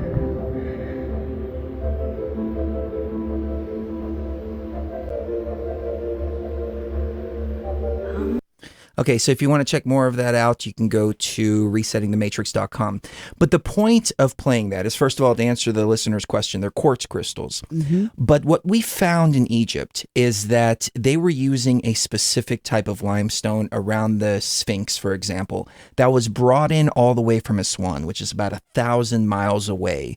This crystal, we knew that there was information embedded within the stones, and we were touching them, but we didn't know how they were embedded. But we just knew that there were some stones that had energy and had information, other stones that didn't. So as we were touching some stones, one of the Egyptologists, about 2 weeks into it, says, check it out. Look at all the crystals throughout here. They use this specifically, and it hit us. All that energy was buried inside of those crystals, was infused inside of those crystals. Now, Sevan, you were talking about the energy and how this kinetic energy is within us. Well, let me say this first. I was speaking to Jimmy Jean on TFR, and he was telling me about psychotronic energy and how you can actually infuse intention into crystals And they were doing experiments on this. This is like a whole science. There's like a psychotronic association that does all these studies. And they were taking the intention to lower the pH, or raise the pH, I should say, of water. They put it into the crystal, and then they transferred that crystal into another location, put the crystal inside of the water, and it did exactly what they put the intention into. Any thoughts on that? Because it sounds like that's what you're alluding to. Yeah, like the actual, let's say the most estranged knowledge about that phenomena, like proof of that phenomena, of what goes on with the crystal. It's like the last episode of University Semester 2 was when finally the atom kind of came forth and fully revealed its design and its grid-like shape. But there was something else that connected to that, and it was actually Patrick Flanagan's work. Okay, so I know one guy that actually went to school with Patrick Flanagan before he actually created Megahydrate and the Neurophone, and they all worked for another group that had them doing a lot of research. And Patrick, in that research, actually figured out how to open up 64 panels. And man, I'm not the scientist, but basically he opened up all 64 panels of this structure, let's say. And what that did is it removed the oxidation property, which is called the ORP, the oxidation reduction potential, from every single thing that it came in contact with. And so when we did experiments on this stuff, and this was the Megahydrate, the phenomena that it was creating is that even when the waters were near each other but not coming in contact, the ORP would start dropping on the water that was in the adjacent vessel that had never come in contact with the other water.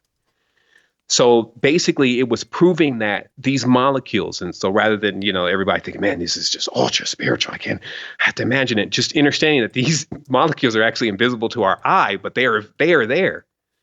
And when they start linking and connecting, especially around what would be like the world currents, it's easier to say instead of ley lines, the world currents, because if you get out there on the ocean, and anybody who's been out there on the ocean, you see entire passageways just in the ocean going. And somebody, you would ask any fisherman, like, what is that? He's like, that's the current. He's looking at you like, this guy's never seen the current before.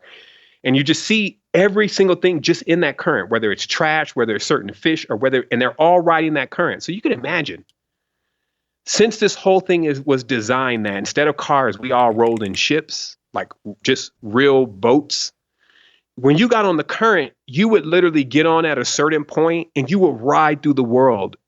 And you would literally be on point with every single form of abundance, from the stars to the lands that bring on different essences, the difference in the changes that you need to see through the year, the real pantheon. And so the entire experience, now let's say there's not a lot of humans experiencing this, but the entire experience, and this is probably why you see, of course, in Kemet, the boat, and in Ancient Lanka, the boat, we just basically spent our time on the current. Because in the current, every single thing that is in the flow and in the flux, we're able to tap into and to be. So it's not even the part of, let me get this knowledge. It's like, let me be this knowledge, right? I am this knowledge. And staying in that flow actually was the preferred immortal state. Let's say that then there's no need for going down into the halls of Amenti, which I think is also a center point of this conversation, because, we have our great mother over there looking like a Barbara, which means a desolate, dry land. And, a lot of this knowledge that I've been pulling up shows that it has been a succession of cultures. Sometimes we just call them one name and then they always try to make it a man. But let's say the Mohammedan culture is a Kalki culture. And in the Kalki culture, what we know today as Muhammad experience was the land was desolate and dry because the women had become barren through the acts of how women were being treated through the succession of our growth from the time that we started, where there was no barter or nothing. Everybody had the same thing. There was plenty of abundance. We all lived on the mountain, didn't work at all, to the time where even some of the people who never worked before were on the same plane as the people who had to work as the earth started making its transformation. And now we got to work to accumulate our food to feed this population we're creating. To when women, which were always seen in divine right and equal to any species on the planet for sure, male, female, whatever, had to then go from being a Sarah to a Sar. And this means a Sarah is a statement. Sara is saying that, Sarah is saying that the woman does not have an owner, does not need an owner, and is powerful. And it's deep stuff in the Sarah, right? But then a Sar, which actually gives us just a snake, means an owned woman, because that basically stuff got so crazy that women, just like why we end up going to cities later, had to go to men to find protection. And then the man had to get like a certificate that he owned or had made a deal with this woman, a real contract, which later on became known as marriage, which marred her and is a part of why she goes through periods. So we can go, again, so deep. It's just all about where do we go, right? But Kinti versus a Menti, right? Because somebody has taken it upon themselves, I mean, they're just idiots, to close the door that all of our energy flows through. So basically, just like Kundalini, if it hits one of those chakras and it can't get through, it's pretty ugly from there. I've watched it. I've almost had it happen before, and it could even produce a psychosis. But let's say on an energetic level, a planetary level, we are experiencing it as a whole. We have too many souls here. These souls need to keep going, and the pipe is shut. So this is how we're going to open it back up. First of all, you need to realize that there's been really a succession of cultures. I don't want you to think that these are just single people. What is a single person in any movement? That ain't no movement. Look at the word movement, current. It means just you got one thing that's starting to push open something so everybody flows into that area. So you've had these successions of movements, and because people don't study movements and movements aren't often recorded in history and history books, they miss the actions of Kundalini. Because still, though, the power is always dependent on the one wielding it, unfortunately. So society has going through a succession of powerful men and women that can actually contain the energy, but has come over cycles where men and women have been broken.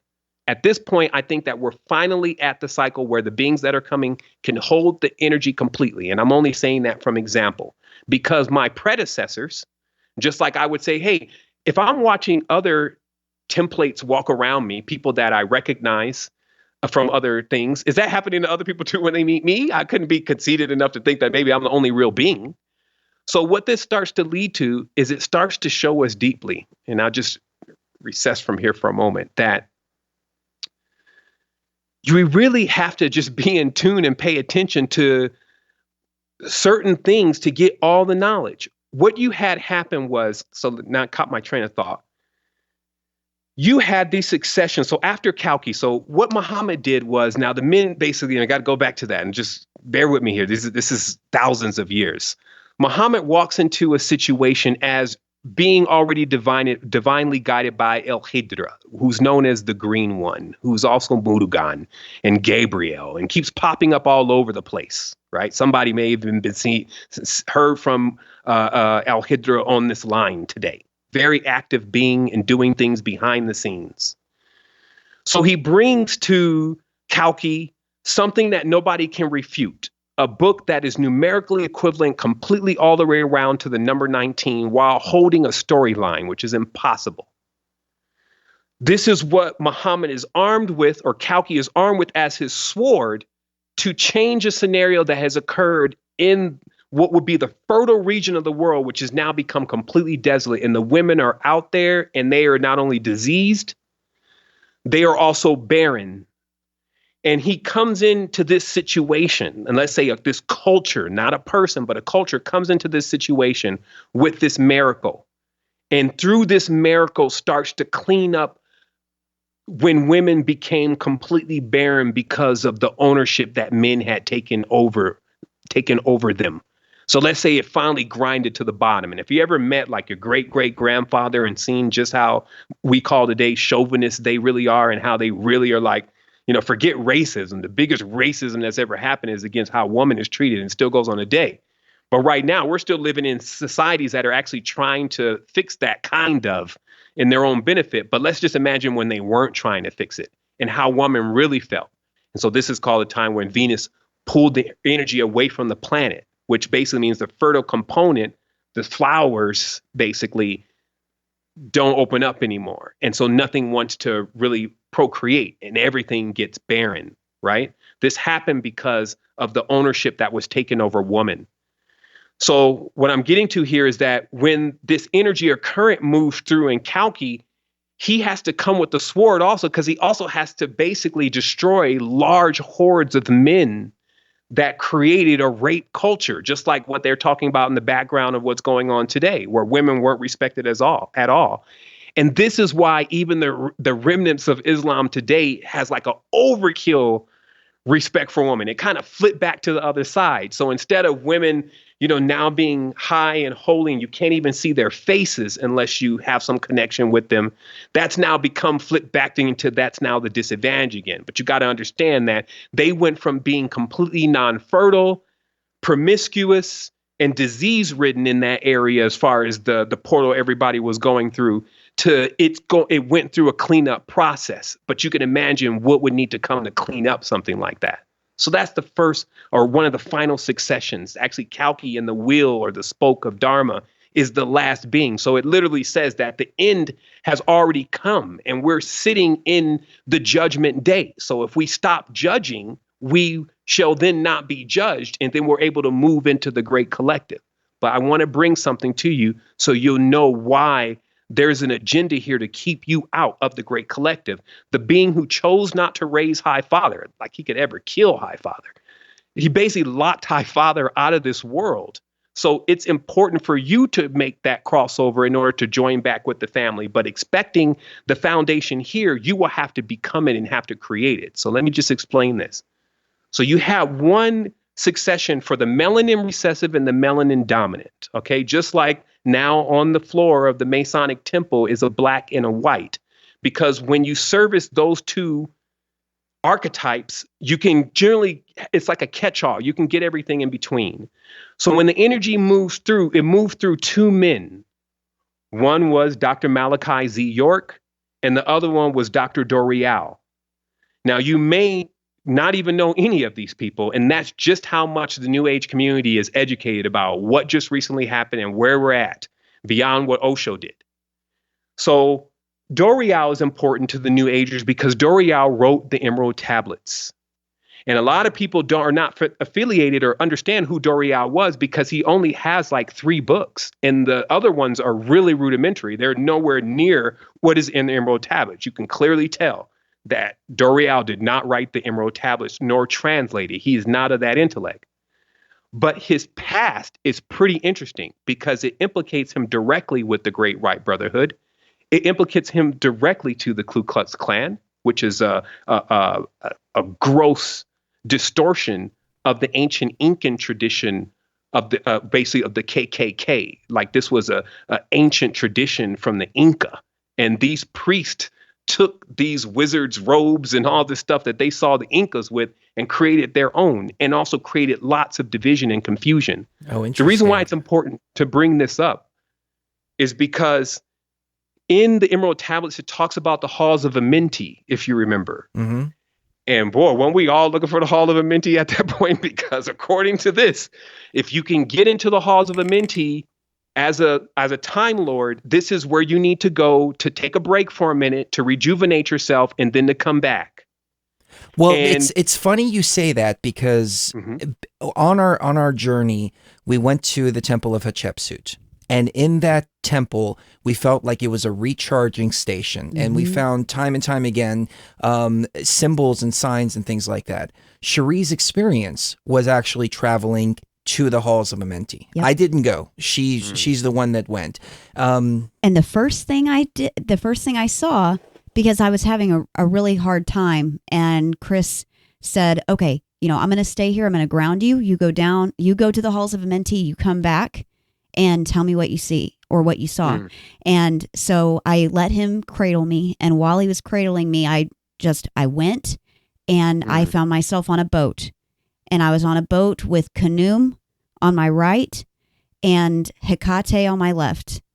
And I was on a boat with them, and we were traveling to this beautiful place, and it was pink and gold.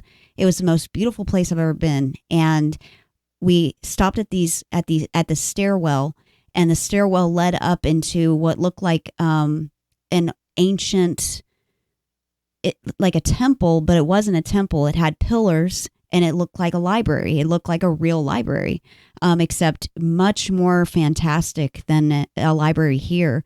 And then they showed me writing, and they had me writing from right to left with this gold pen looking thing on this thing that looked like a giant iPad, but it was just this clear piece of glass.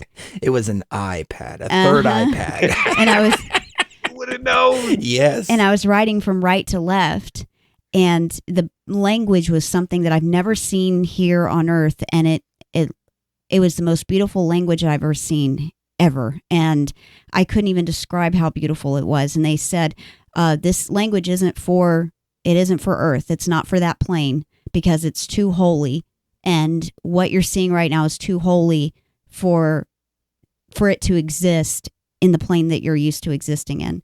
And so then I had another, a little bit of I had some questions that I wanted to ask them. So I asked the questions, and then I came back and I told Chris, and I was just glowing. Well, and this was, we get to Giza, and it's a camel toilet. There's no other way to describe it. We were both just, it's not Giza, it's Gaza. I was pissed. And I was about to stand on that pyramid. This is my mother's house. Yep. It's not a marketplace. I mean, it was about to be a whole Jesus scene there.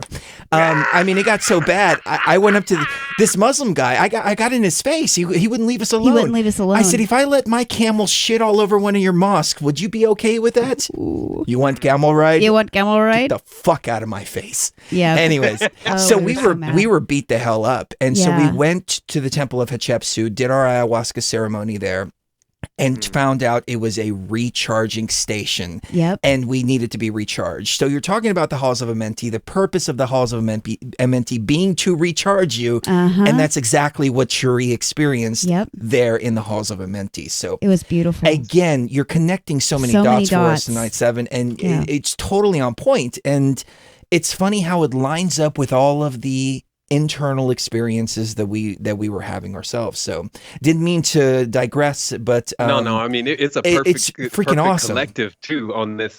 Just in that, because and this is all really boiling into, this is because we're gonna make a move here.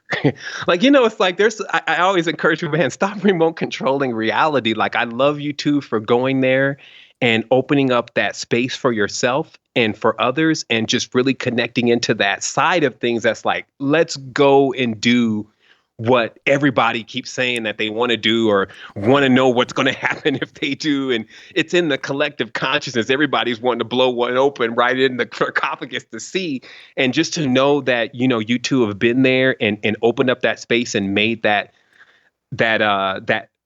it's just that moment and open that space for everyone, and even put that crystal there, is just, that connects in just with so much, right? And that also is what confirms to me, because when I sat in that yesterday and I was like, what caused the ghosting effect and how they line up and how much hash power, and the way my brain calculates things, it only spits out one thing, like ding. It's like one little piece of paper, and it's like, it's about to happen. And I'm like, oh, come on with the one-liners. Well, serious. Here's where I was getting with the crystal stuff, and maybe you can connect some of these dots here. So, well, first of all, let me say this. In the sarcophagus, I did 400 grams of acacia.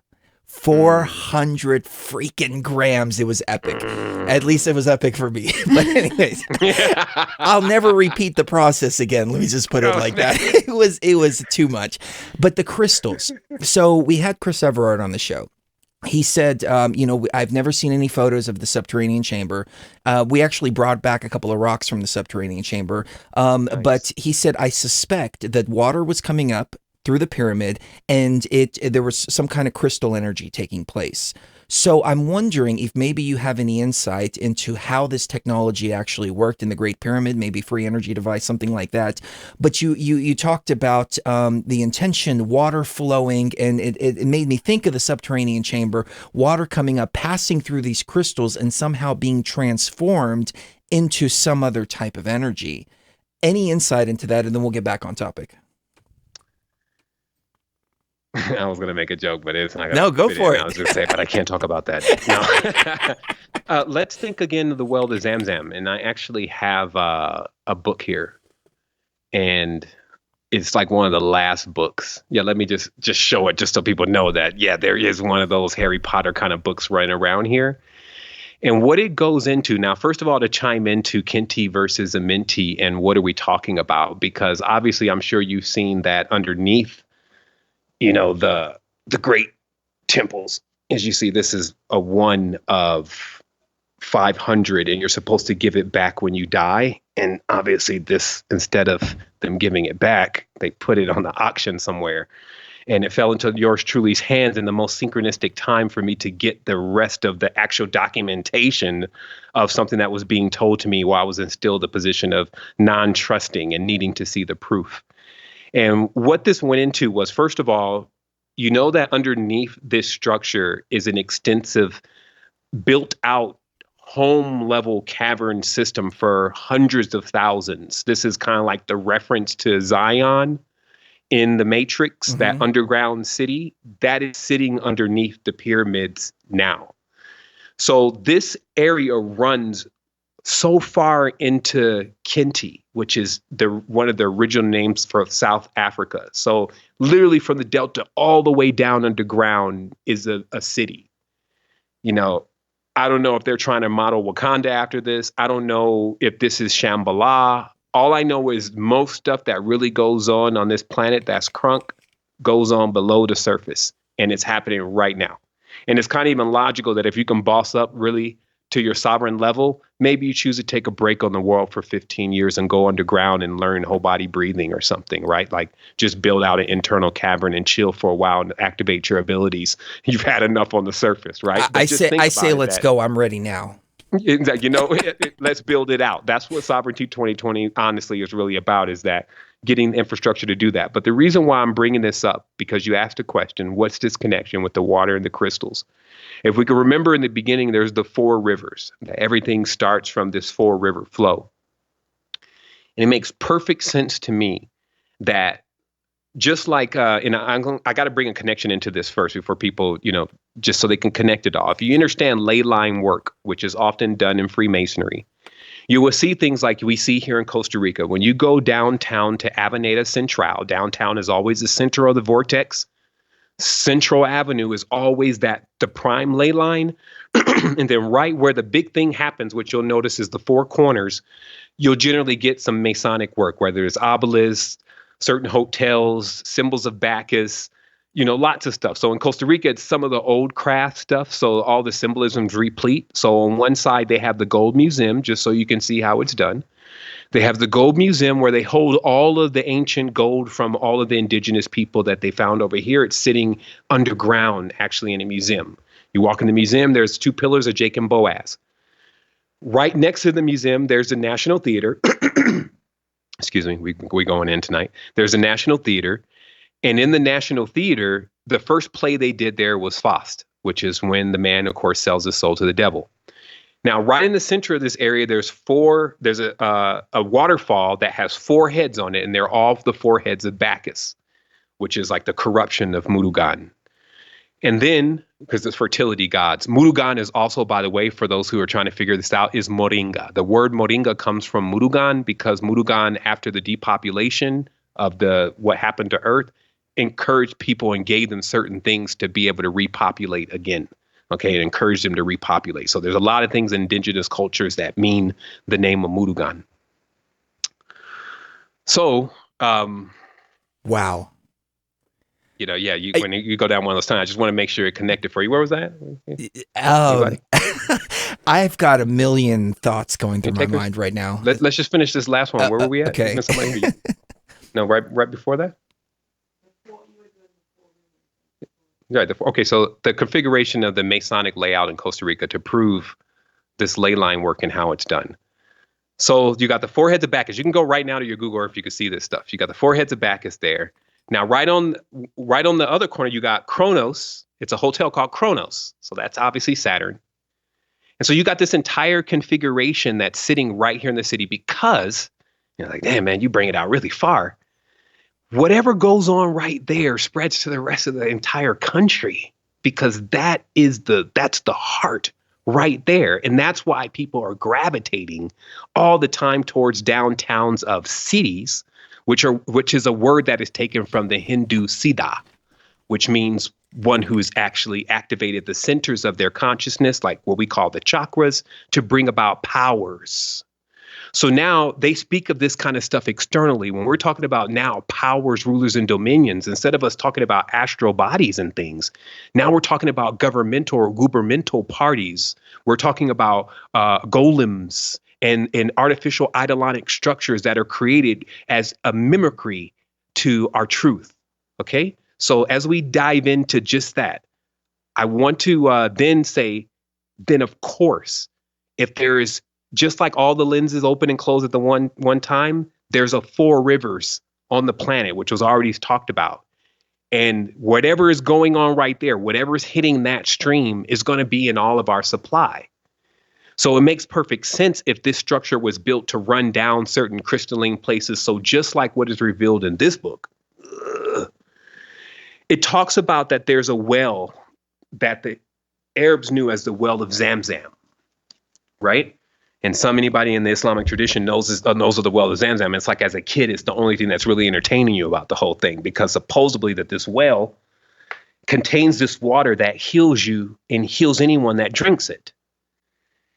And man, the craziest thing is revealed in this book, because Burkhart, which is basically the Indiana Jones is Burkhart. That is basically who the queen hired to do all the swashbuckling in these countries and learn these knowledge of these ancient sharifs and these different men. So Burkhart was there, and he recounts the story in this book. And he says that you had inside of this place, inside of the well, actually several wells. And the one that was on the surface was the one that everybody was drinking water from. And he said that so many people thought they were going to get healed from this water that you would see them even laying out, not only sick, but also completely inebriated with water, just like so much. They had drunk so much water, they were dying from drinking too much water. But he said it was a horrible thing to see because truly the real water was like 3 wells down. And he went down there. They took him down there because he was coming by order of the queen. So they were always just trying to kiss the ass at that point, since they came with their vibration rods, as they talk about in the Emerald Tablets. Oh, we came to the men of Kim with our vibration rods and cowered them. And they're acting like they're talking about something that happened a long time ago. What they're talking about is they came with those guns. That's a vibration rod, and they cowered those people. And that knowledge was not theirs. It's just part of the mystery. But anyway, this third well down there, he says that all on the wall were the kings and the duchesses around the world. And this story is right here. Their goblets for this water. And these goblets were made of the fanciest crystals. And how this would work is a courier. Anytime this just unlocks the whole damn thing about the reptilians living forever. Anytime the person basically sent a courier, because anytime they were getting low on water, their vessels were already pre-filled. So the courier could come and keep exchanging this water from the real Well of Zamzam, which had the properties of curing any disease. Truth. So just connecting in the whole thing. I guess they wanted a Zamzam jewel to be dropped tonight, but it connects in with why when we're in control of the water supply and we have our entire, do you know the eye on the pyramid symbol is a symbol of Murugan? Because just like you see many of the structures built by Murugan today, that he would always build his structures on huge mountains, and then he would be on top because he was a master at war. Murugan was the one who created martial arts, which were first yoga and meditation to protect your mind from assailants. But this knowledge because they knew Murugan was the real all-seeing eye, because not only did he have these huge fortresses, which I'm going to show on the Keymaker, still up today, built with just wild stuff, connecting the cultures. Because like when we think of it all separate, we don't see that Nubians came from also ancient Lanka. There's Nagas down there. Nagas are Negus. You know what I mean? And then also this language, look, for our melanin recessive brothers and sisters that may have took their trek out a little bit further and didn't need the melanin, because when it gets cold and there's no sun and you got melanin, you actually start getting bone decay because you have no vitamin D. You cannot survive. So that common gene of albinoism is to protect one in places where there's completely no sun. So how you know this is our Slavic brothers and sisters, where we see the word slave inside of their language, which we know they're not slaves, speak Tamil. Wow. The Cameroonians, like if you talk to a Tamil person and you have them listen to the Slavic language, they're going to be able to pull out so many words that are actually in their language. It's crazy though, because right there you have the connection between black and white. Once again, you go to Cameroon, Africa, you got the old man in the Nova episode. He's talking in the Cameroonian language, but it's Tamil. But these places are so far away, but it shows you that, no, these people are all interconnected, even from the Maya, but they're all fleeing from something. If you track this whole structure down there in the South, which many say, they admit, we came from the South, went underwater and is literally under there today. They're 5,000 feet down. They were down there looking at these whole cities down there off of Lanka. Now, whether that's Atlantis and all that, you can even tap into those triggers and go off on a tangent. What we're saying is this pipeline of humanity we've just got here is what I'm saying. And we already face different cataclysms, mainly the geological ones. And then the one that followed that is our wars that have been sued for so long. And war produces the environment that equates to what we're experiencing right now, not aliens. You see what I mean? The war. And at the end of the day, if that's what it's going to take for us to end the war, it means that we all have to decide that we have to end the division. We all have to decide that we all are unique, but we are also the same. And paradoxes like that exist in places where something comes from nothing. And then move on in that. And we will do that as a species because for all we know, because we love to recount past lives, future lives. I don't really play around with that. I like accurate numbers. All I have is this, and it's all I need. I can do all my equations from here and expect, just like you can expect, that when you leave from here, you will no longer suffer the second death, which is forgetfulness. Go back to sleep again. Go back to the realm of the dead. I call it the mind wipe. The mind wipe, yeah. Right? Let me jump in for a moment because we're moving really fast. On the screen. Well, no. Somebody's in there rowing. They're rowing that cosmic boat, baby. Yes. Row that boat. Well, we're moving away from the topic. The question that I had here. So this seems to be the four rivers that you're talking about here. Is that correct? See, the four, you know what I would go to now, the four rivers of under the Euphrates is really instrumental, especially in relation to how the archons divided the world. Like apparently there's a chief archon in that region right there, the Euphrates and the Tigris. Mm-hmm. And what that means is that there's a huge, the name I'm looking for is a prime. It's like a primal being. So they're generally large. I was going to say not too intelligent, but it depends on what kind of knowledge you're using. But what I'm saying here is that the book that you're looking for is called Four Long Rivers. Four Long Rivers. Okay. Because what my mind was going to, if these are the rivers, you can see one is the Nile. It's running through Egypt. It's running right by the pyramid.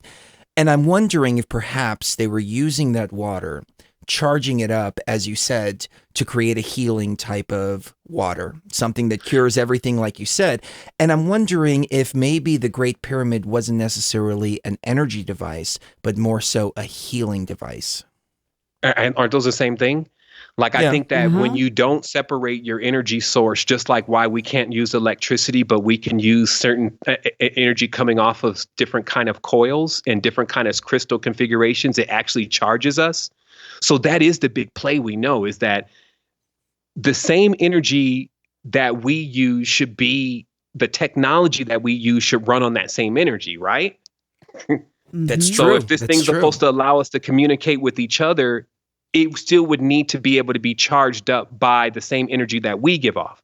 And only if we disconnect ourselves from that kind of technology do we face actually like a foreign invader kind of technology in our world. And so that's exactly what is happening, is that in these ancient times, that same energy that would be your healing was the same energy that gave you love, was the same energy that produced children, was the same energy that produced fruit. And all this system was all completely tied in together. I mean, it definitely, since the body is like that, I would only assume that the ancients attempted to build what they had already been shown as the original template.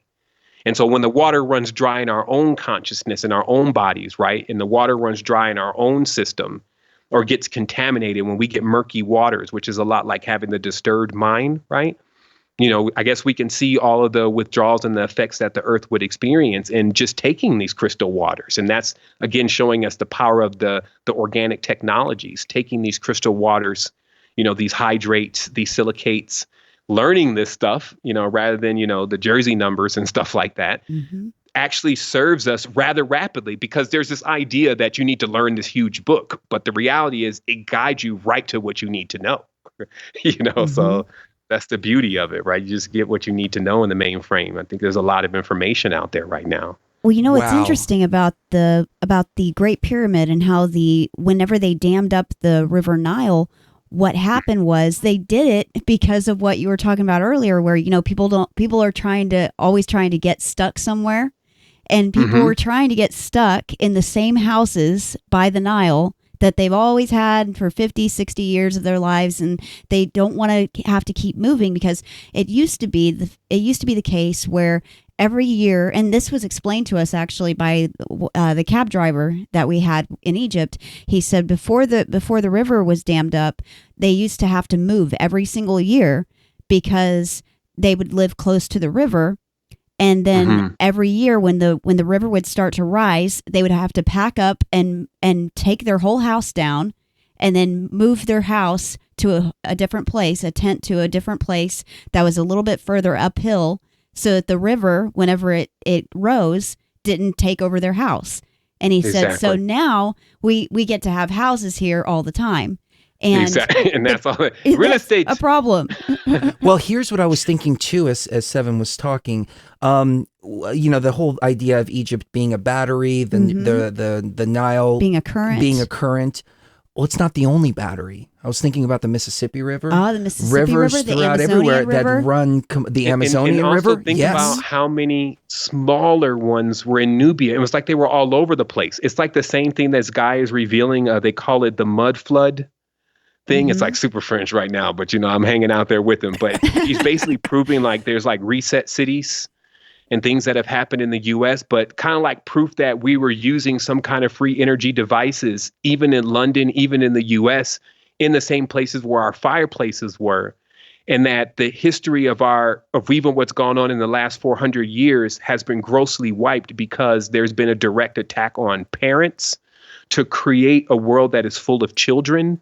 And that these children eventually became what we now know as our great-great-grandparents. But because you don't have that knowledge, there's no Google, there's no history to go and look at.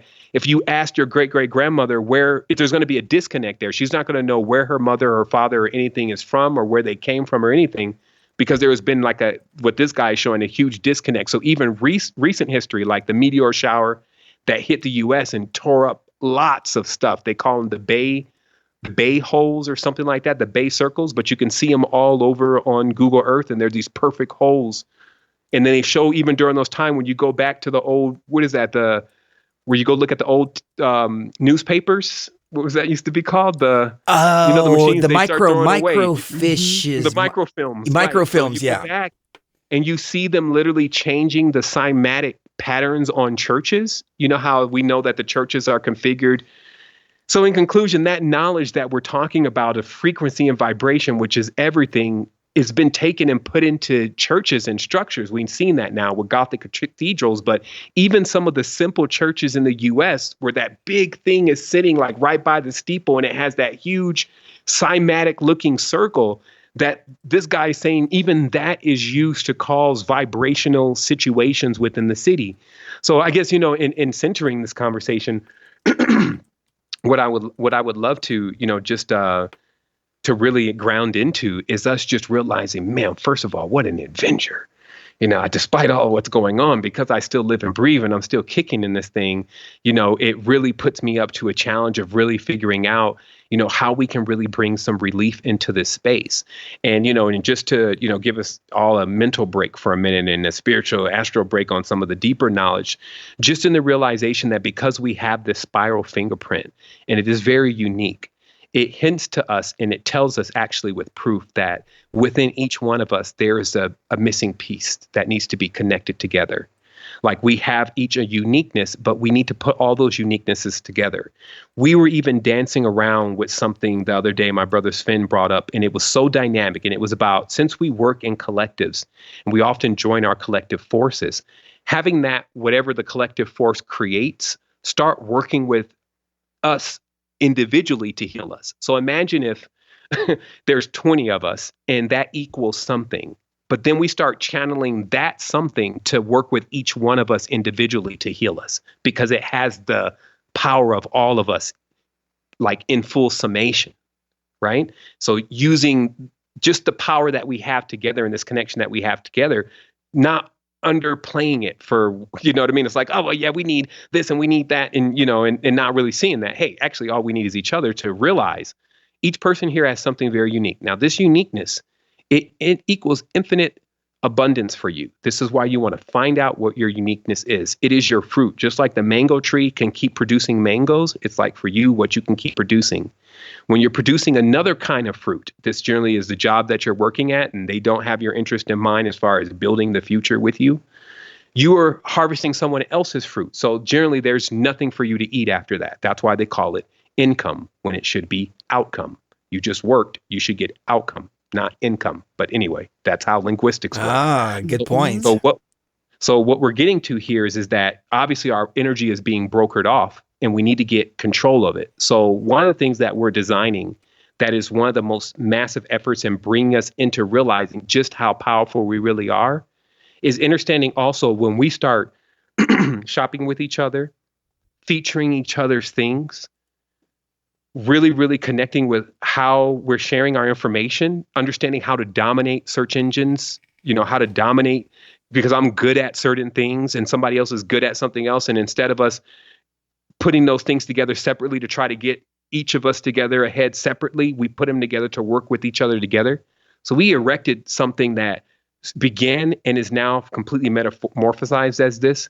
But I just want everybody to understand the energy around this. So you can just tap into the new paradigm. I'm not here to tell you about it. It's actually going to launch Sunday. Anybody that's a member of the site will get an email. But the energy around it, that's new paradigm, is make it modular. This is why when you say like you got a friend you want to employ or you have somebody that you want to help and you just can't help them, it just means because whatever you've designed or whatever you're organizing, it's not as modular as it needs to be. And what Facebook did and what YouTube did and all these places did that made them such a big success is they had already tapped into the new paradigm and started bringing new paradigm stuff. And it caught right on. And part of the new paradigm is instead of like you figuring out what videos you want, let everybody upload their videos. Instead of you designing a site where you choose what the theme is, let everybody come and be a part of the site and you just make all the features and stuff that they need. So that was all new paradigm because it wasn't a selfish thought. WhatsApp. Oh, just make everybody have it. And eventually the buy pressure, make everybody be able to call and talk to each other for as free as possible. And eventually the buy pressure is going to knock everybody out of the business. So these are things that, metaphysically we can learn a certain way. But at the reality where we're in, we need to learn how to start applying that into the space that we exist in. So in conclusion, what we've created and what we're building is an ecosystem where every person that plugs into that ecosystem, no matter who they are, whether they're doing input or output, meaning if you come in with something to give or you just need something, you can find a full throughput in that service or that support itself. And I feel like that's going to bring us all together and bring us all into a stronger nucleus. Also, like think about how many TFR episodes there really are. Oh my goodness. Especially when you start including all the other people in the network. Imagine if we had the resources to be able to drop that data into a neural network. See, some people think that this neural network is like over there living and thinking by itself. Now, there's some that have gotten to that level of hash power. But truthfully, all this thing is like a over-glorified search engine. So imagine if we fed it all of this data and actually started getting it to understand what we were looking for. Like, hey, I'm looking for the node point on a specific grid in Chicago to change up things. What is it, Sophia? You got all this other stuff to say, and you're looking a little shabby in the waist, but what is it? So really pushing ourselves, though, because why? You can do it. What we've already experienced with the magical sphere of spirituality is actually beyond those rudimentary things. But those rudimentary things are needed now.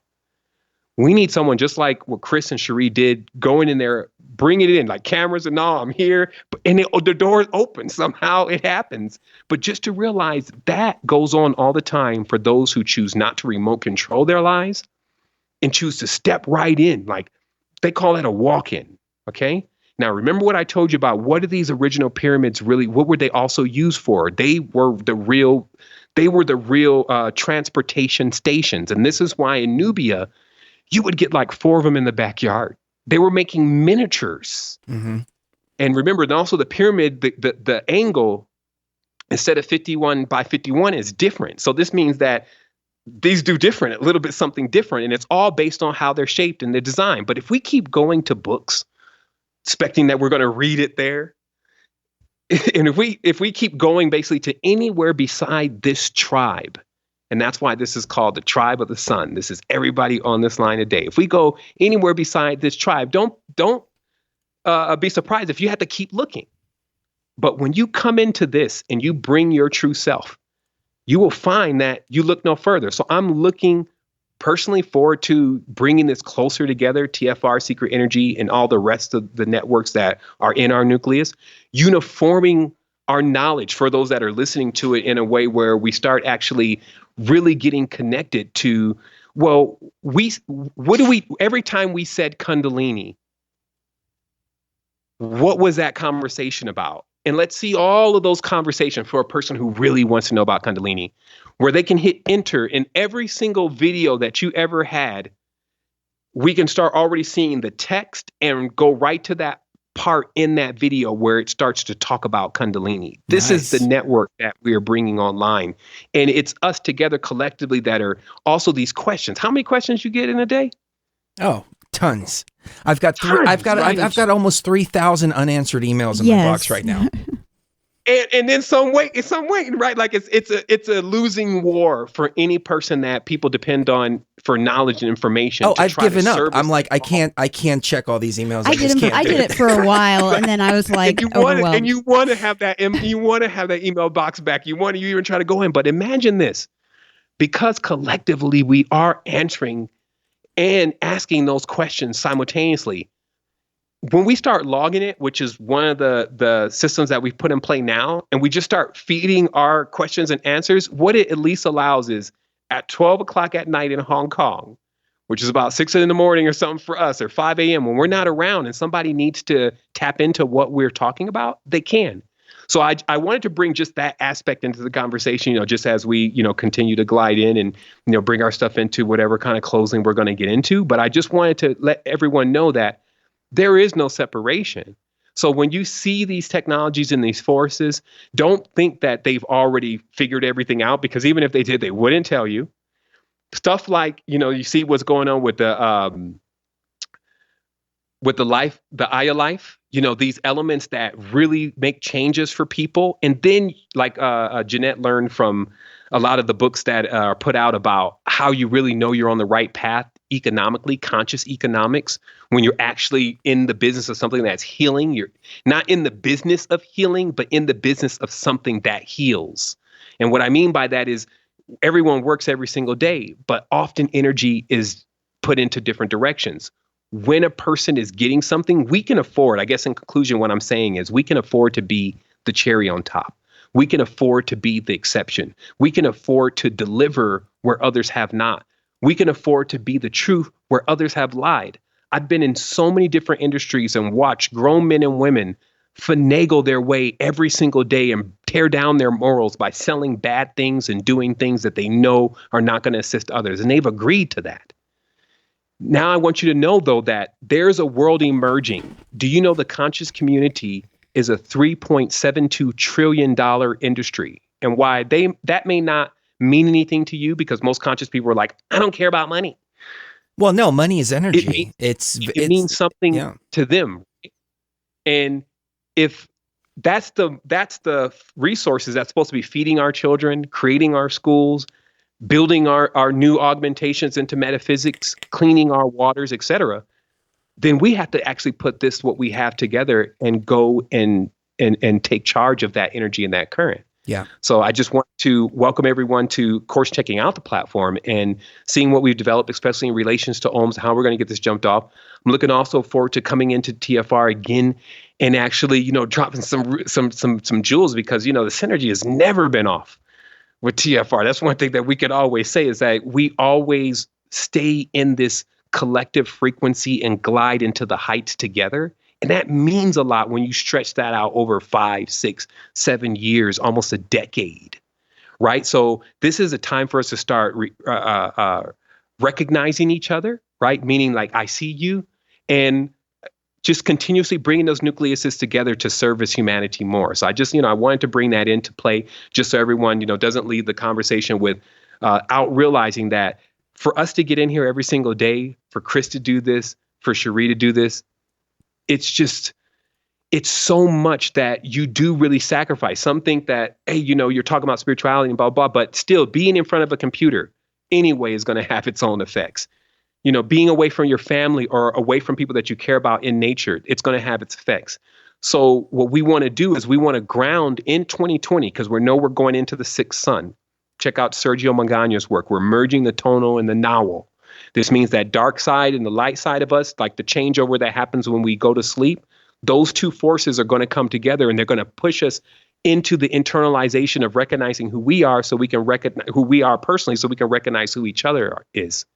And this is going to bring us first into these nucleuses and communities, actionizing now, where we have a spot in Costa Rica where we're developing some amazing stuff. We're not caring about the financial scenarios because we're so brilliant. Any of these industries that we emerge in, like I said, the conscious field is 3.72 trillion, but these other fields like water, these different fields are in the billions of dollars. And once we get that, hey, let's just build the stuff that we drink rather than drinking residence water. Who are they? I don't even know who they are. Mm-hmm. I'd rather drink the water that you're serving up.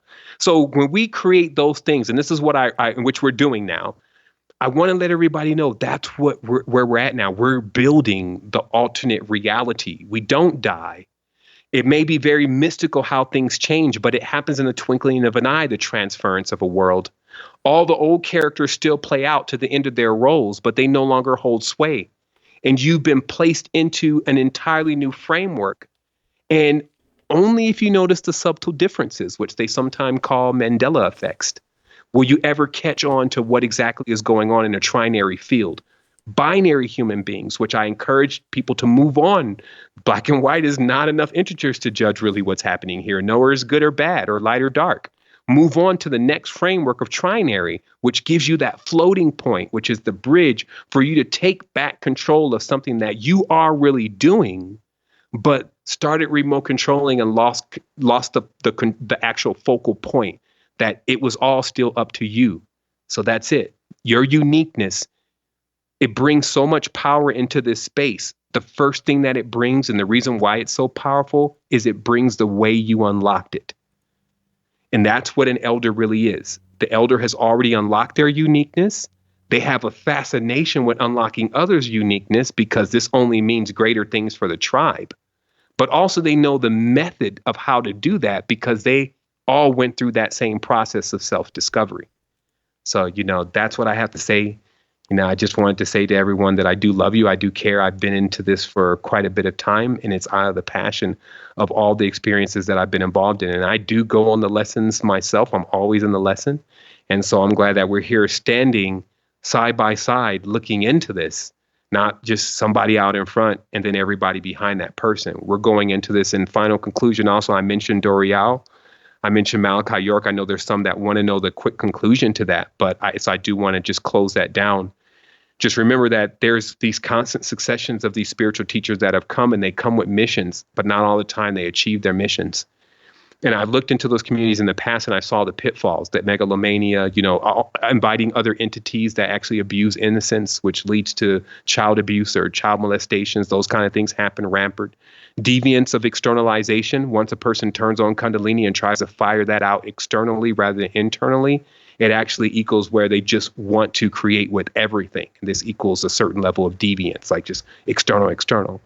So now, what I wanted to say was that that last succession, which was they gave Dr. Malachi York, really it was the women from Sudan. It's important to understand that there are still matriarchs functioning.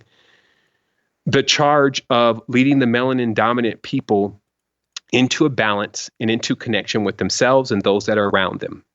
It went far, but it was still a mission that was not complete. Same thing with Dorial. He was charged with the mission to bring the humanity together and to use the power of the tablets to put us all together. Instead, he used it to tear us all apart. His additions in that literally make a racial divide. If you understand what he's literally saying, he's saying that the Nords, or the blonde hair, blue eye, cowered the Kemetans, taught them the knowledge they knew, and then operated Egypt for them. And that's what their job was. And that is not the truth. So again, but this is a book that so many people feel inspired by. They think the world of it. So it's important to understand where those edits are.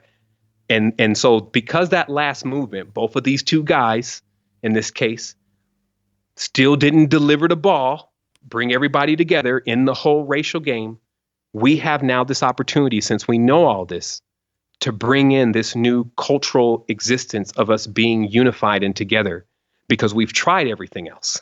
At this point, we can actually say every single form of division we've tried. And at this point, all I want to do is love you.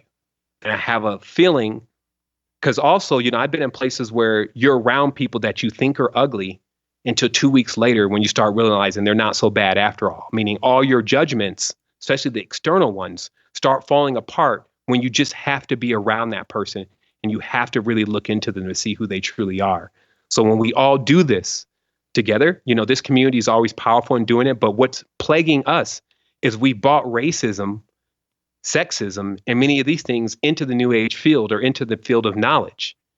So now everybody gets a human face, they get another sex, and then they get that same battle of who had the real knowledge. Mm-hmm. But this is actually showing us that actually all the knowledge is very unified, and we all exist in the body of knowledge every time we go to sleep and wake up.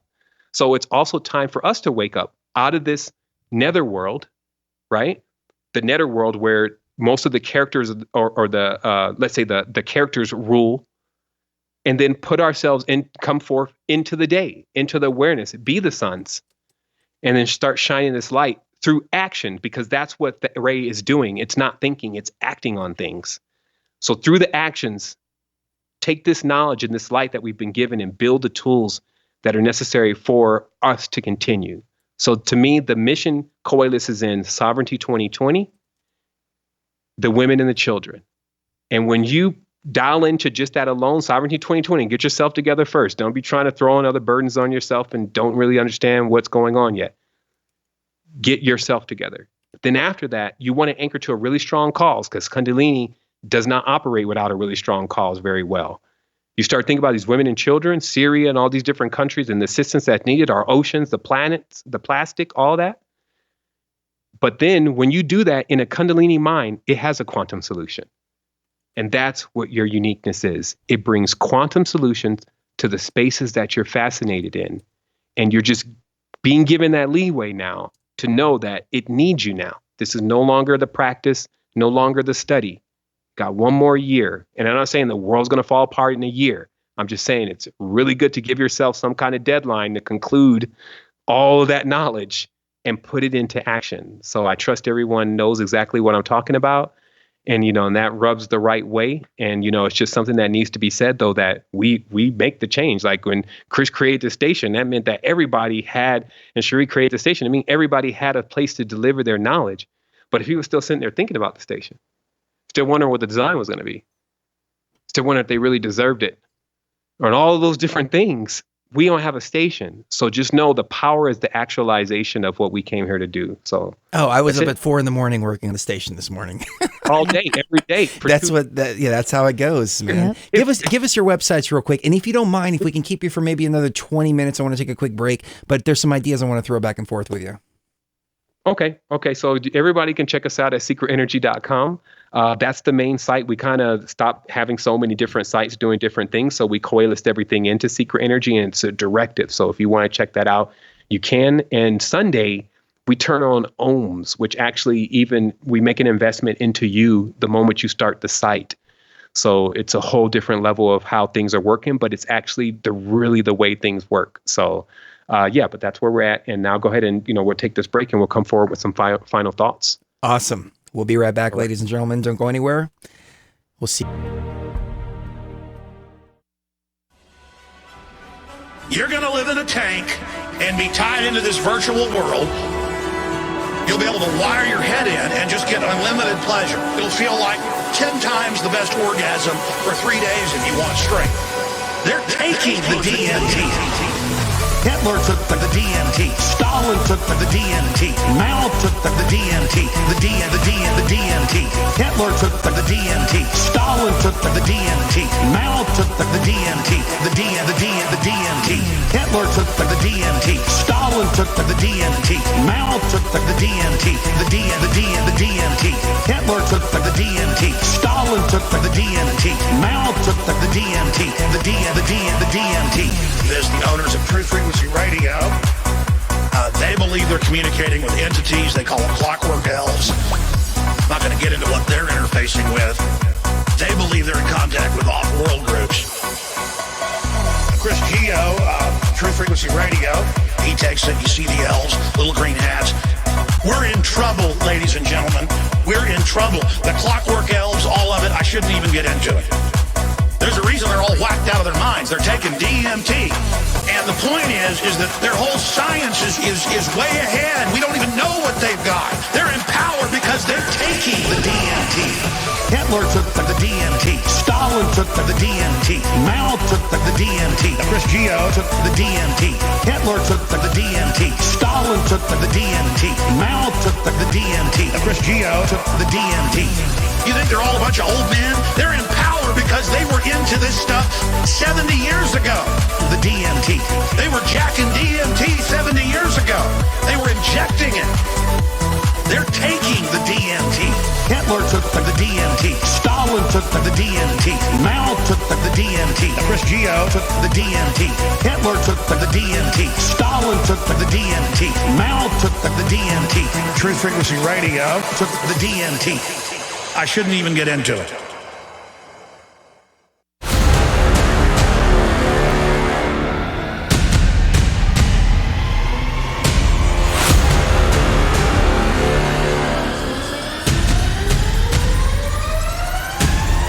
Fellow traveler, the cries of the mistress speak again, bidding organic consciousness a welcome to the House of Light.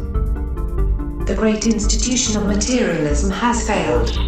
The false civilization built by man has turned, like a monster destroying its creator.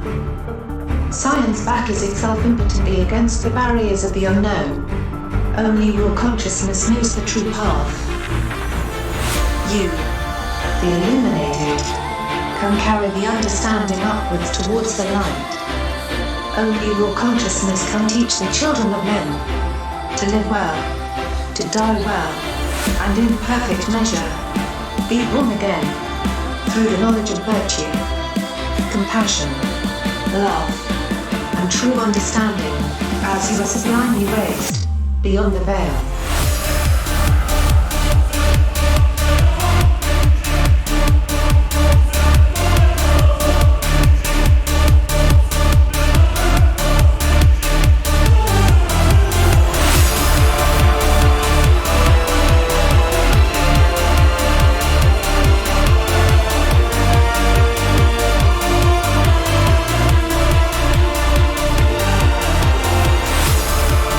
All right. Jumping back into it, final segment with Sevan Bomar, and we have to do this more than once every couple of years. Yes. Because Sevan has definitely inspired me this evening, and I need to get back in the frequency, back in the zone, and he's connected so many dots for me personally on my journey, and I can see things just spreading outwards now. First it's inwards, and then it's outwards, and then it's inwards, and then it's outwards.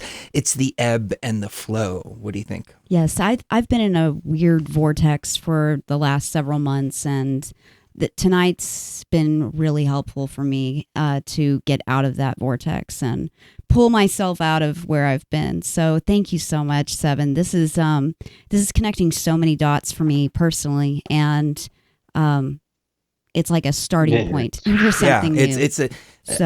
It's a line that was drawn. That's okay. Now there's the beginning of the new of the next part of the path. Let me put it like that. Right. It's the new paradigm, brothers and sisters, and it's exactly. I mean, we have existences that run virtually parallel, and what I can say for sure is that yes, it's literally like the structure to something is always built underground. And from the ceremonies that I participated in to completely gutting out the network and really seeing like, what is everything supposed to be doing? What is this even saying? It really had me down there in where just the foundation is. And you're not even above ground at all. And you're just working on all the pieces to how it's all held up. And now we're above ground. And this is literally happening like 3 days ago. Meaning that, and because that underground, and that's just how synchronistic it is. But we're so used to those changes clicking like that. We know how to recognize when that's there and be like, okay, it's kind of like that old game, Dragon's Lair. I know some of the old cats will appreciate that because the game run completely on.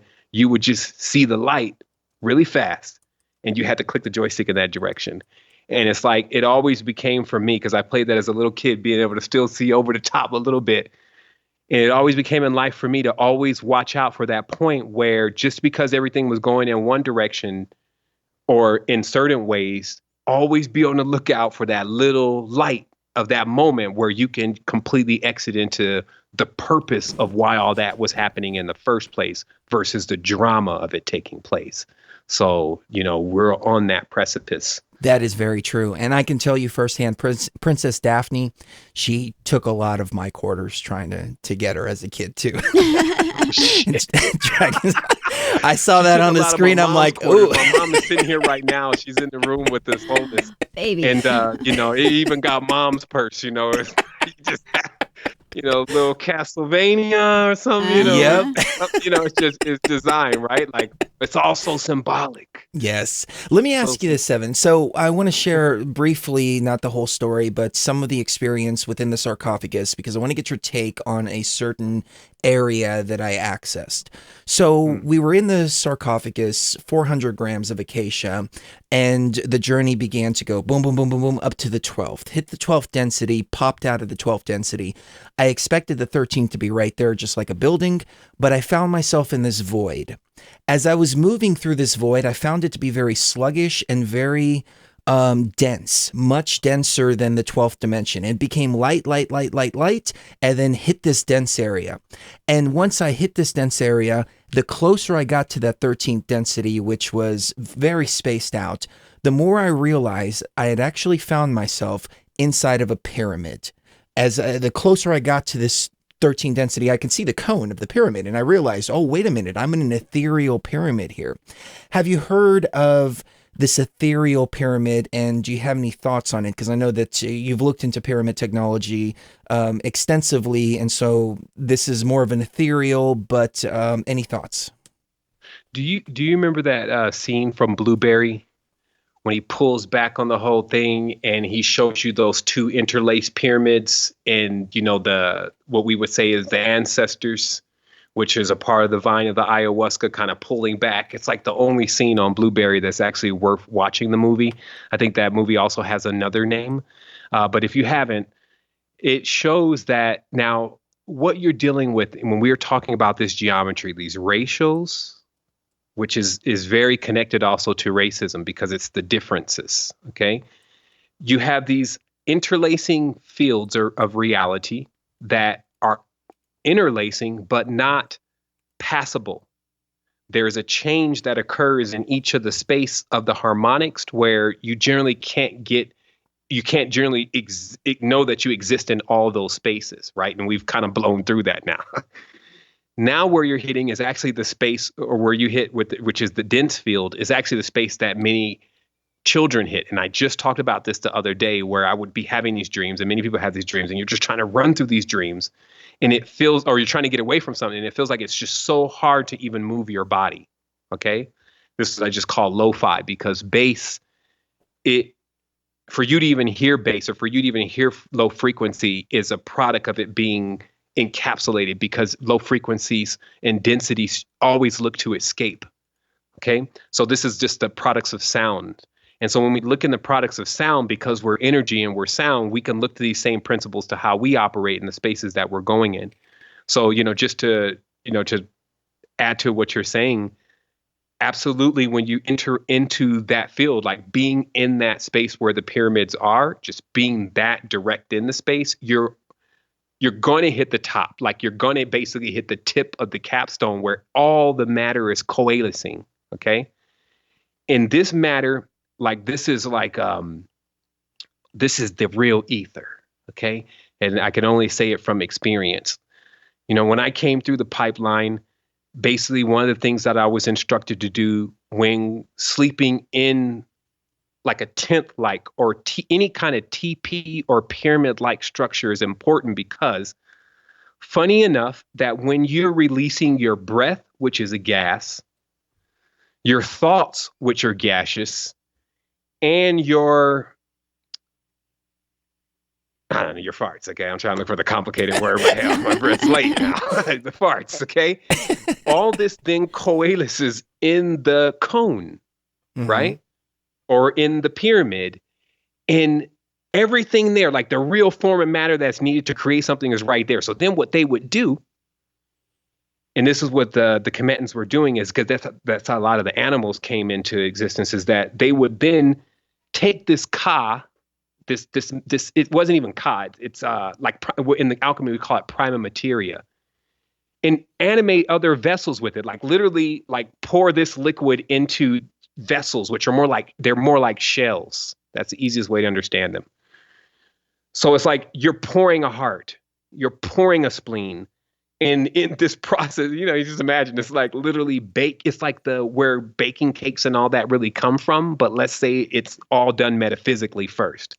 And the best chef is really just the one who knows how to take that condensed ether and turn it into something. Now, if you were running through it, it's going to be like running through dense memory, right? That's really what that field is. And then so if you back off of it, it would look like a pyramid structure, because you're in the diamond. And this is the tetrahedron. And now let's go further. Man, y'all may want to go to sleep. So this then gets us to the Melchizedek situation with the artificial Merkaba, okay? Like, why don't we just go ahead and blow that open right now? That's exactly where my mind was going. Yeah, just so I can send some little long-range artillery out there to that false Metatronic construct really briefly. A Metatron, because we got to remember, like, a lot of stuff is being removed from the forefront of how the community works because people know more. But if you understand that Metatronic technology, which is basically the use of the tones and the vibrations of the flames of the pyramid, the different angles of the geometry in order to do a lot of things, right? Mainly anything you want, because since everything is sumized, just like in the symbol of Murugan, as that diamond tetrahedron, but really cones, it's easier to see it as that. Remember, our curve versus our straight lines.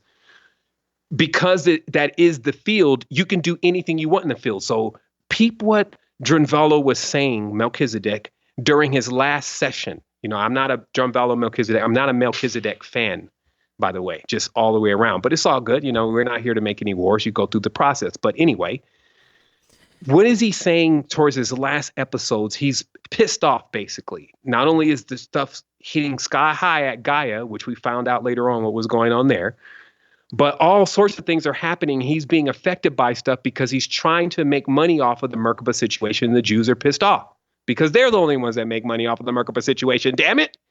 And we need to even check if you're a real Melchizedek trying to use those terms, because all of that's real estate for them. So anyway, this artificial Merkaba, this is how you know it's real. Because when somebody gets pissed off, that's the only time they really tell the truth sometime, that they got something going on. And so what he says is that people, instead of using the Merkaba, which is basically like you being able to jump into a car that is equivalent to being able to keep you in between third and fourth dimension, when you normally either need to be in one or the other. You need to figure out, are you going to be in living or are you going to be in the afterlife? Not living afterlife. Notice how those words roll together really well. Not living afterlife, but the Merkaba allows you to live afterlife, because it's like a vehicle. It is fully constructed on the components that you create through your own consciousness, but it's known to be artificial nonetheless because it is produced from the mind versus the heart. Okay. And now those who perfected this, which is Aurora, the fine rainbows lasagna lady, blew the whole thing open. And I asked her in the interview, because I was like, so what's the difference between the 6-sided flower life and this 4-sided flower that you have? And she said, well, to show somebody a 6-sided flower of life is to emit 2 of the axes. They're literally not seeing 2 of the axes, is because you can't see it when it's flat. So what this really is not just the 6 sides as you're seeing it. It's really this 4-sided octagon. And man, just little simple adjustments like that, if you understand hyperdimensional meditation, put you on an entirely different planet and in a totally different state of mind if you screw up. So this means that always slight adjustments in the mainstream are added to much of this information about how to control hyperdimensional vehicles, etc., in order to get people going on tangents that don't really work. It activates the first time and then they can't get it to turn back on again. Now, I mention this because now this artificial Merkaba, the thing that Drunvalo was mad about the most was that people were using it to make themselves beautiful.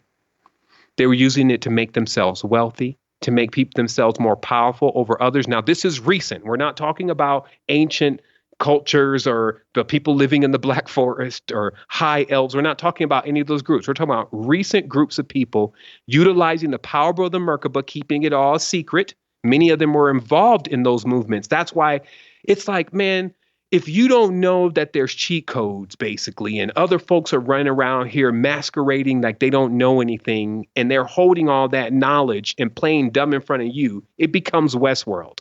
Basically, they jump into the world, play around with you, play games with you. You're a real human.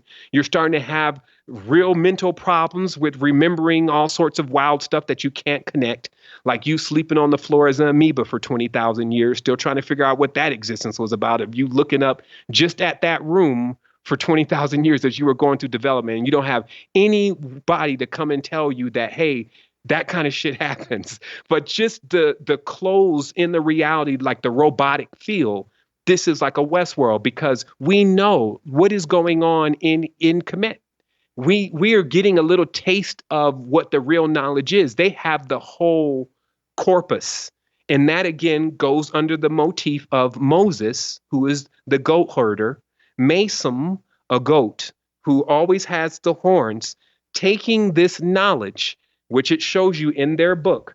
Moses plunders Kemetans, takes the knowledge, goes to the desert with it, and convinces other people who don't want to be there to try to come to this desert. And this exists today.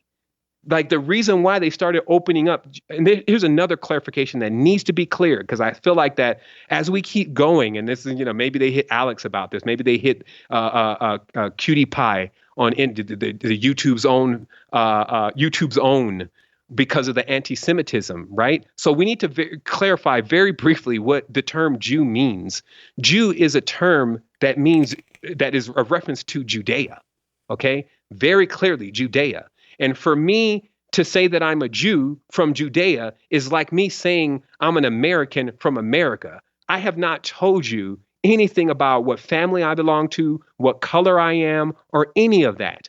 And if we understand, that's what I say, you got to have a firm grip on her story and history. We need to understand that the Romans sacked the Jews, destroyed their temple, and sent them flying out of the area. And they had forever wanted to get that area back. They were forever banking. They are the mafia. They are Italy. They are all of that stuff, invading other countries, all that kind of stuff. So when they got a chance to come back and take over that area, they take people's gods. So they called themselves Jews out of being the Roman god. The biggest Roman god was Jupiter, the god of judgment. All the Jew word is Jew is a word of power, and it tends to all how words are constructed in a tense. So what I'm saying is, because it's basically a vessel that is holding fire. That's what a JU is, or a YU. A U is a vessel, a Y is a fire. So it's a vessel holding fire. So when we're saying that, that's why it's like the lions, and the lions hold the fire. Like if you ever seen even lions and mating, you understand that the lion is delivering electric charge.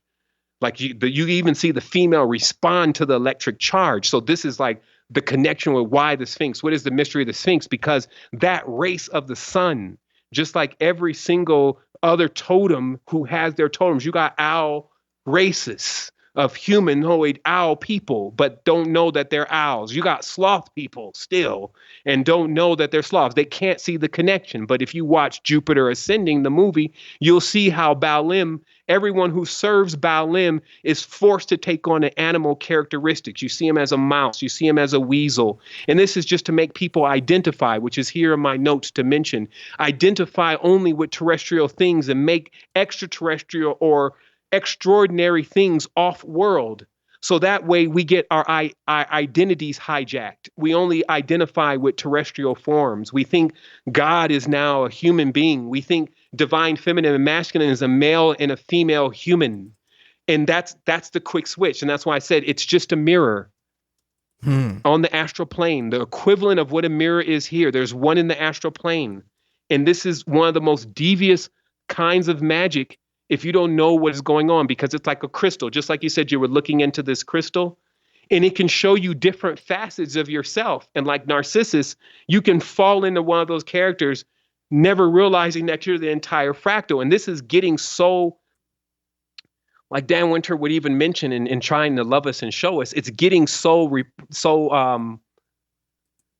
replicating so fast in our DNA that many of us are struggling making it beyond the speed of time.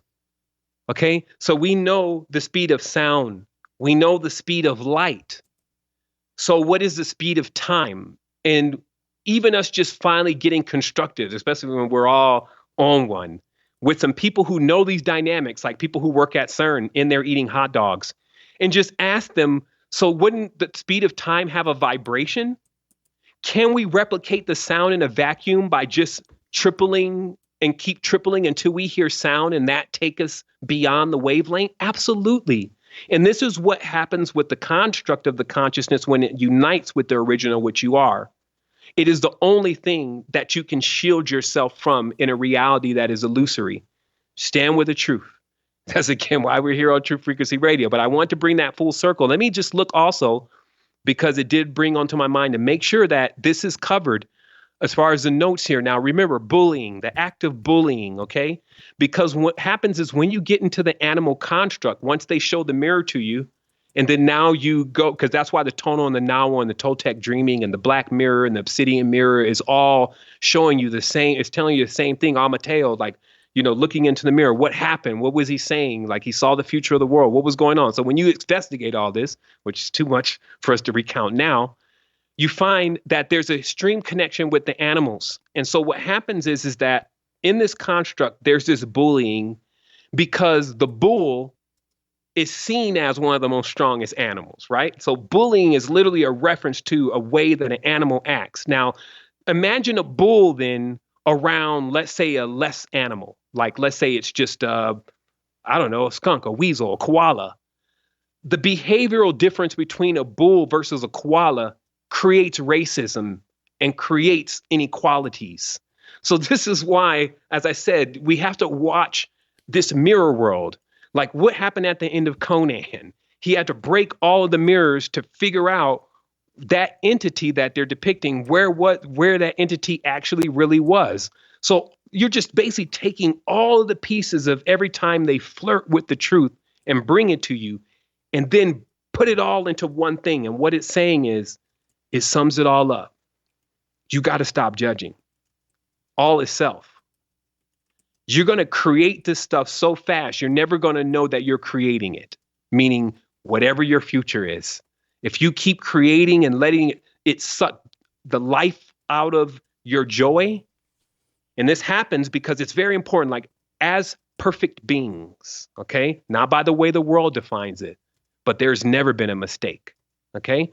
So as perfect beings, when we try to interpret that to the world's perfection, just like man's knowledge is foolishness to the supreme, man's knowledge is foolishness to the supreme.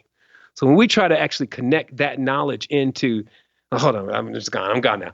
I'm just basically saying that in conclusion, because this is now 3 hours, and I did gather my thoughts here. The judgments and the division is the key. Removing the judgment and the division and seeing the connection, not letting them pull you into the race wars and the race games or the dividing of any creatures and entities. Seeing yourself behind the eyes of the male and the female animals, the males and the female humans. Because remember, the human body, as we would know animals, imagine if I blend you a cheetah and then put a human face on you, you're even more advanced. This is just one of the templates, right? Look at what Kemet is showing us. They had multiple templates they were working with. So what we're getting at here is that, but still in the game, if you lose sight of what's going on, you lose sight of where your connection is back through the portal. And here, because there's a nighttime, and that's what's the main thing that needs to be delivered in this conversation, is to remember when we refer to the children of the sun, we have to understand that there is another set of children, okay? And these children are nocturnal. Horns, hooves, and tails. It's like another side of our consciousness also. So we have to realize that it's always been for the children of the sun to rise, like basically to bring the resurrection, because imagine embodying the sun. What do? You bring sunrise all the time. So this means that you're literally bringing that to something, though. What is that something? The horns, the hooves, and the tails, the nocturnal beings. The darkness. Exactly. Now, notice Moses walks out with the horns. There's a lot of things that you can depict as being horned. Now, if we can metamorphosize that, because any healer is not going to look for all the problems. They're going to look for the solutions. And that's what I'm saying with this. We have to really love this. We have to really have compassion for it to connect, because then the truth will it's like the characters start rolling together and the truth starts spelling itself out. And that's what's happening. And that's why I said, that's how you can connect Hiram Abif. That's how you can connect Solomon. That's how you can connect Murugan. And most importantly, that's how you can connect yourself, because those are symbols. They're not just people. Those are constellations and star systems. And when we move beyond like the petty stuff, we get an opportunity to really enjoy what those experiences have for us, but through each other. Because each of the people that are in this group are those beings. And so that's what it is. We grow to sit down for that conversation. So I can have a tendency after 3 hours to start to taper off. Some may be noticing, but you get where the vibration is coming from, because I do have to climb something to build to reach the knowledge that I feel is relevant for this and for the space that we're all sharing collectively. So again, I just want to say thanks for bringing that space open and bringing that space here and letting me have the opportunity to deliver this. And I'm sure, I'll have a few more days to sit back and be like, it's done. Absolutely. Man, before that next transmission starts rolling in. This Melchizedek guy, I've never heard of him before. Since we got back from Egypt, his people have been coming and trolling the shit out of our channel. I don't know why. I guess it's because of what we did in the pyramid, but I've never heard of the guy, so I don't know who the hell he is. That could be ego damaging for people like that. It could be. That's what I was thinking. Like, you go meditate in the pyramid. That's one thing. You drink freaking ayahuasca, and that's a whole nother level. Right. And so it just kind of bam.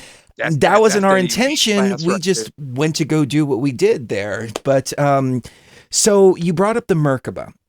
And one thing that we did is, as we were stretching these dimensions or pulling these dimensions, Cherie realized she needed to go down. I needed to go upwards.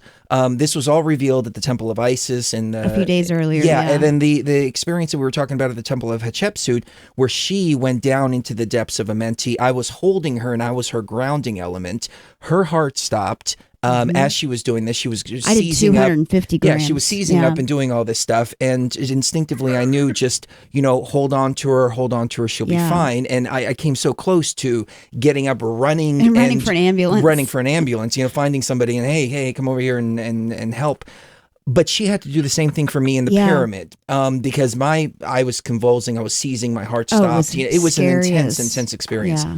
But what we did, and we didn't realize this until hindsight, we actually created a Merkaba, but it took two. It wasn't an artificial Merkaba. It took the feminine, which is the downwards triangle, and the masculine, which is the upwards. She went down, I went up, and that's how everything was created. So what do you think about this idea of creating a Merkaba between twin flames, between two masculine, feminine energies like that? And how does that relate to this artificial Merkaba that you were talking about?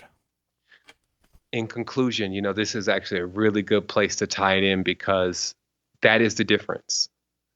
One is created from love. The other one is created from the mind.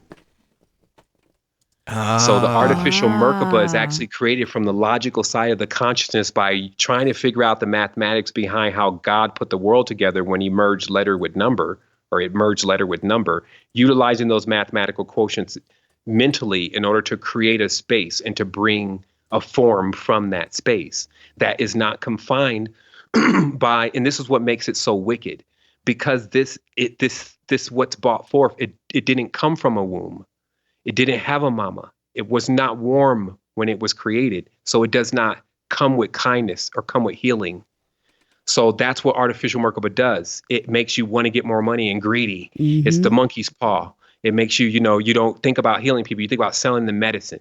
So every single thing that is involved with it just starts turning things in the wrong direction. But that's where the deeper tantrics, because that's the only thing that the OTO was able to retain from all the knowledge that they learned when, especially Hitler, continued to pursue the knowledge from not only the Bohemians, but also the Bourbons, the Bourbons. So anyway, this knowledge was just the knowledge about sexual tantra. And even to this day, that's it. That's all that's in Crowleyism. And it's very inverted, but they're simply trying to preserve that at that point of creation, the gap is open. When two people come together and they have their energies in alignment, and the woman knows how to control the vehicle because the man actually is in a very prone state at that time. When she knows how to control the vehicle, she's able to take the soul into a higher space. And that vehicle, because all these are vehicles, right? So everybody should get today that you literally turn, like, let's say now you become a diamond. Now you become a trillion cut. Now you become, in this geometry that you're changing to, allows you to fit through the filter or the film that separates one reality from another. So remember, the temples are configured to do this also. So I didn't say external Merkaba was good or evil. I tend to not go into that because it doesn't lead anywhere. But just remember, they had these things like in the backyard. So you being able to get to Andromeda from your backyard was common. You being able to have a universal system where all your augmentations, your metaphysical augmentations, what we're calling technology now, was all run on the same system that you drew power from. So everything is entwined. And you know what? Because that is a high vibration, all we have to do is wake up from this spell, which we're going to do together, and we're going to be there. And that's what it's all about. It's not going to be in this form, though, because this form, just like what you see, what are those holy letters? What are those holy words? What are letters and words? Letters and words are humans.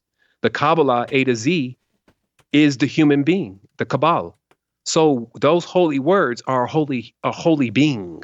We won't even call it a human. So it just means a state or a language or a vibration that we can put ourselves into that is so much more greater, it can't even be in this world. So if you're ever wondering how you're not going to come back here anymore, you had all the lessons, that's all you should work on, is increasing your vibration. And when you pursue this knowledge, because there's so much out there, there's so much on YouTube, there's so much coming from the brothers and sisters delivering the meditations, just Big shout out, big respect. I don't know what the shout out means. Like big, kill the person. Big shout out. Like, what does that even mean? Go to the club. What does that even mean? It's like, okay, so, just much honor, much love, respect to the tribe out there, to every single person that has come into this co-creation and delivered today to us being able to talk about these subjects, also actionize these, and even be after the fact, like the brother and sister bringing that, I was in there. They went all the way. They risked their lives. So surely there are great things to come. And so that's what I love about this space, is because we're all heralders. And I guess I'll end with that. We herald the times. We are that comet that comes through. Like they say in the beginning of the prayer, call the comet. Call in the space because something needs to happen. And here are the details. Because normally it's like, call in the space, something needs to happen. Any details? No details. There's transcripts not in yet. It's like, okay, I'll keep reading all this. Now 20,000 books later. Imagine 20,000 something books somewhere in there later. I still feel the strain of really trying to understand some of the first stories just because of how much confusion. But when I back off and I say, okay, let's just put these pieces here as they are with no division, that is the only time they reveal themselves. And they tell a very basic story about that we are all that we need. When we stop fighting, when we stop challenging each other, and when we come together and we use our knowledge and intelligence, which is what we're doing. This is not one of those Dr. King speeches or any of those speeches that they want to talk about it and then still can't figure out how to actionize people. First of all, and also trying to actionize one group of people as if we all haven't experienced a struggle. There's a strain every day to breathe right now for everybody. So being a dolphin right now in the ocean in the wrong spot right now is terrible right now. So that strain, we can use that power. Understand fear and all that. Those are powerful energies, right? When you get in that moment, some shit shocks you, like just that coursing. Especially when it hits and there's that after charge and you're like, man, it's going to be a pretty hard after effect from that amount of fear that I just expressed.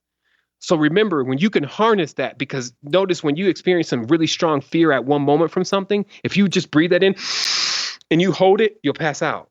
It's so high in essence. You see what I mean? But when you start learning how to play with that fear, you realize Donald Trump's impending world disasters, pestilence, any other kind of antis you can bring become great fuel for change, great fuel for you to also realize to bring about that change in your life. And when you do it, if you care about yourself enough, that's why we say all is self. If you care about yourself enough to figure it out, you don't even got to come and tell us. There's a grid that all knowledge and communication pass down. It already happened. It goes right down that line. And whether I'm able to deliver it or not, or whether you're able to deliver it or not, it comes to us. And that's how we're working this now. So nobody is like the gatekeeper. All the knowledge is residing with them. If they shut up, another mouth will open. Several mouths will open. We just need to know as a collective, fix one thing with yourself. Stop judging. I can tell you it over and over again. All this stuff I tell you today, the greater things you will not be able to access at all. You cannot. Mm-hmm. If somehow you get into it, you are done. There are people in the hospital right now in Jerusalem and in many places where, like the Sharifs, okay? Remember, this knowledge that we're talking about, that talk about the pyramid, we're just at the forefront. We haven't even met some of the other life forms that exist within that space. But remember, it won't be because the world didn't know about it before. Like we believe like we're the only beings that exist in the entire galaxy and the cosmos. Think about the Sharifs, okay? One more mystery and we're done. We're done. The Sharif is where the English word sheriff comes from, okay? The sheriff, he carries a star. Now, on the spiritual plane, that star is like a flaming fire to many beings. It scares them. That is how talismans are formed. Now, they are in a cabal themselves, so they have power and they make certain things because they enlist nobles, metals that you can bend and you can hold them at your sway as a craftsman, okay? So they build these stars, 6 points and 5 points, and they strike fear in dark forces. So when 5 or 6 of those stars show up, we can say police. I don't care how crunk that individual's getting. All of a sudden, he either starts running, he gets on the ground. Only the strongest demons can resist that star. Now, where did that come from? In ancient Morocco, which actually leads you all the way back down the Nile Valley, again, this is just a development of the culture. They practiced the art where the language was so powerful, it allowed you to not only keep negative ideas out of the space or negative frequencies. It's better for us to see it that way. They knew how to remove entities with certain frequencies. So all of that was in play, and they called that person the Sharif. And when anything popped off that was on the extra dimensional level that needed to be handled, this is the person you call. Now, imagine this day and age that's broke down to a person who knows nothing about spirituality showing up to your house with just a little symbol of Saturn, which is a gun, lead, right? The lead of Saturn, death, the 7, the scythe, right? Where you can bring death, you can also bring life. This is why you can never get caught up in any of these archetypes as if there's not a graduated stage and as if there's not a need. Some of us need to destroy some things that we've created with our own consciousness, and that same power will evolve into regenerating. So what I'm getting at here in conclusion is this is all what awaits. I don't feel old. I don't feel tired. I feel like I'm just beginning. I'm accepting that I'm young. And I'm young and wise, but I'm not thinking that I know everything, because there is no everything. Again, the conclusion of your thoughts for those that are big time in the brain gym and just feel like they can figure out everything, I will tell you, you cannot. You can get a hold of the essence of things and ride beyond where thought goes. But if you think you're going to figure it all out, just understand your sheer existence. Some people have to think about this a lot, but it's always something I always say in all my shows, because it is the most powerful thing. It is the key to endless perpetual energy. What was I going to say? You're on fire, Sevan. You are on fire. Was I going to give the key of endless perpetual energy away? We can hold the key until next time. Secretenergy.com. We'll keep it safe. At secretenergy.com. Secret I got energy.com. one more question for you, because you touched upon something that I had a recent ayahuasca experience on. The vision, I wasn't sure on. It didn't resonate right, but it was still a vision, and I talked about it briefly. But you mentioned something similar to this, so I wanted to get your insight on this. My understanding of the Matrix is basically computer simulation. We have real bodies outside. The real body that I viewed, and I've had this perpetual memory of this, it was like this reptilian type of arm with this device. I remember this device. So this vision that I had of this body was of a cobra head. And you mentioned the mirror, you mentioned the animals, you mentioned the reflection of all of that. And so what I theorized is that these different beings, cobras and tapirs and several different types of other animals, they're bipedal, so they're humanoid type animals, or beings, I should say, or our real bodies, different civilizations and things like that within the actual real world that I talk about. But I don't know how I feel about that vision. So would you say that that was a deceptive reflection, or could there be some truth to that? What are you picking up intuitively? I hope I explained it right. Well, yeah. I guess in conclusion, as my great friend Timothy Power says, kingdom supporting kingdoms. If we look into nature, what we find is a full stack. We see even moss connecting onto trees and being the source of food for leaves and, the whole ecosystem, right? But as a butterfly, how does it look to you? As a moth, how does it look to you? We need to understand we could take the vision of everything and see that those kingdoms exist. The in-betweens, that's why you often see the composite beings. The in-betweens,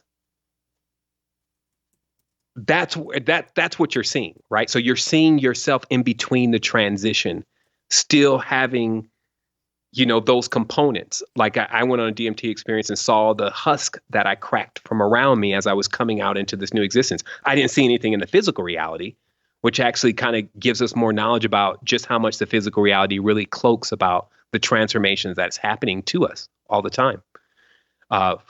So I would definitely say that, yeah, there's a major connection with us and all the beings that exist here through the sliding phase.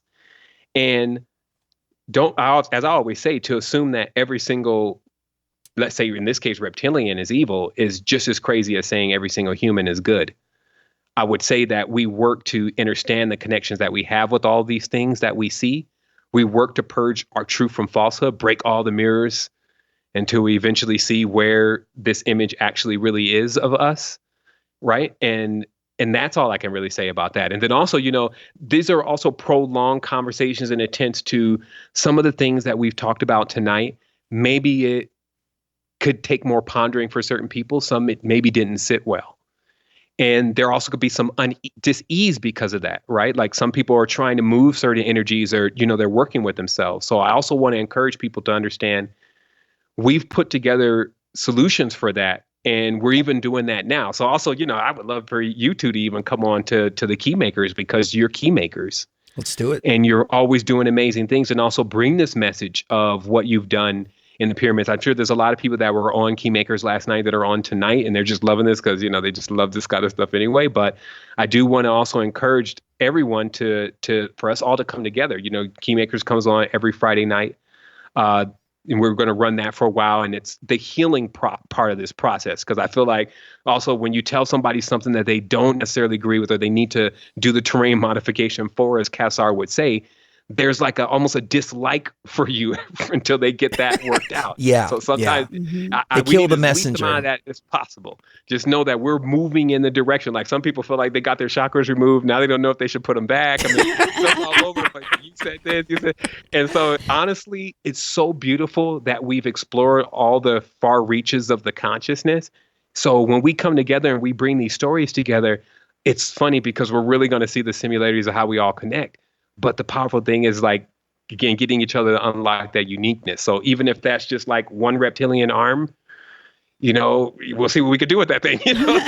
Well, I was afraid you were going to say that because what I got from it is that we're in a matrix inside of a matrix inside of a matrix. And so we were seeing another level of the matrix, but it was still just as illusionary. Yeah, well, illusionary only because the original is the only one that's real. Mm-hmm. Not that the other ones that are equally as animated, just as something that an image of something powerful still has life. Okay, so when we say illusion, it doesn't mean we can't live in it, can't play with it. So, it's just the awareness that, man, at the end of the day, the story has to end is what I'm saying. The world's shaking, people are at the border. We're at this stage, we are making up the 1% in attempts to how much luxury we have to really delve into the ancient knowledge. And we even feel like we give ourselves a right to do that, which anybody does. But many people are still, of course, chained in the constructs of the spiritual traditions.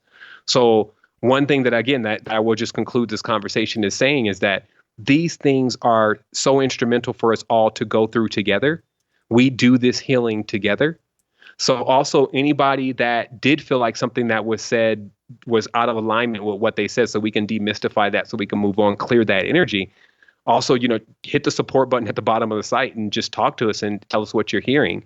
And then likewise, I'm going to plan some collaborative stuff between TFR and key makers, so that way we can keep building on this, continue where we left off, because, that's why we got to even taper it at certain points where it needs more. Like I even go into certain parts and it's just like, y'all close the door. Oh, that's going to look crazy.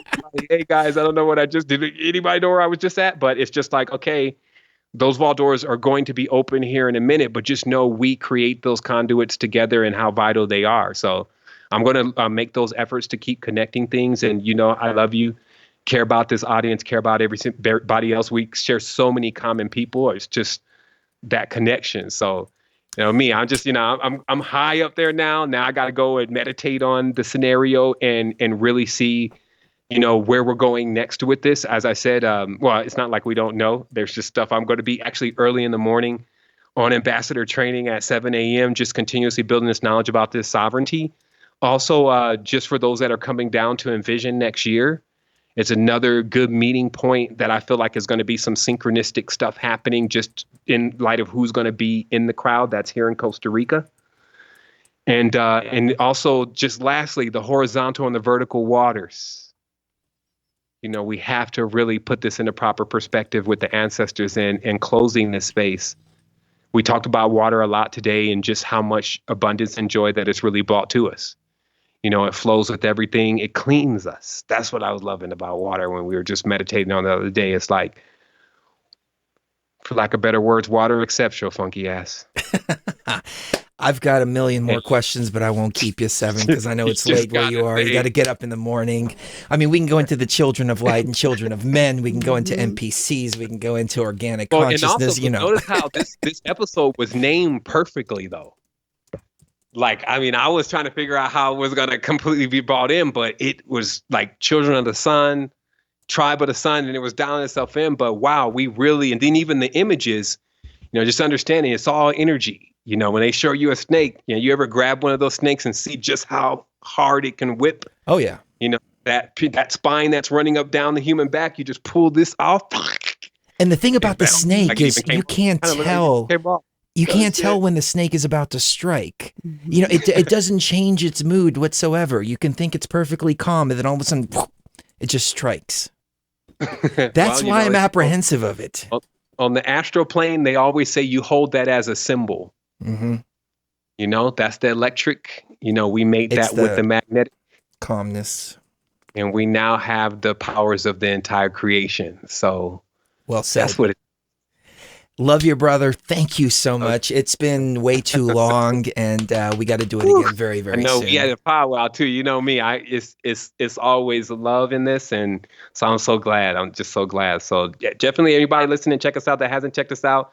Anybody that's coming in at TFR and just coming in, you got a treat. Definitely check out those archives and what's happening in here, and just keep spreading the love. So thank you so much for allowing me to be in the space and to share this with you, this knowledge. It's truly an honor. For sure. Love you, man. And give a hug and kiss to Mom for us. I will. All right, cool. All right, take care. Okay, brother, wholeness.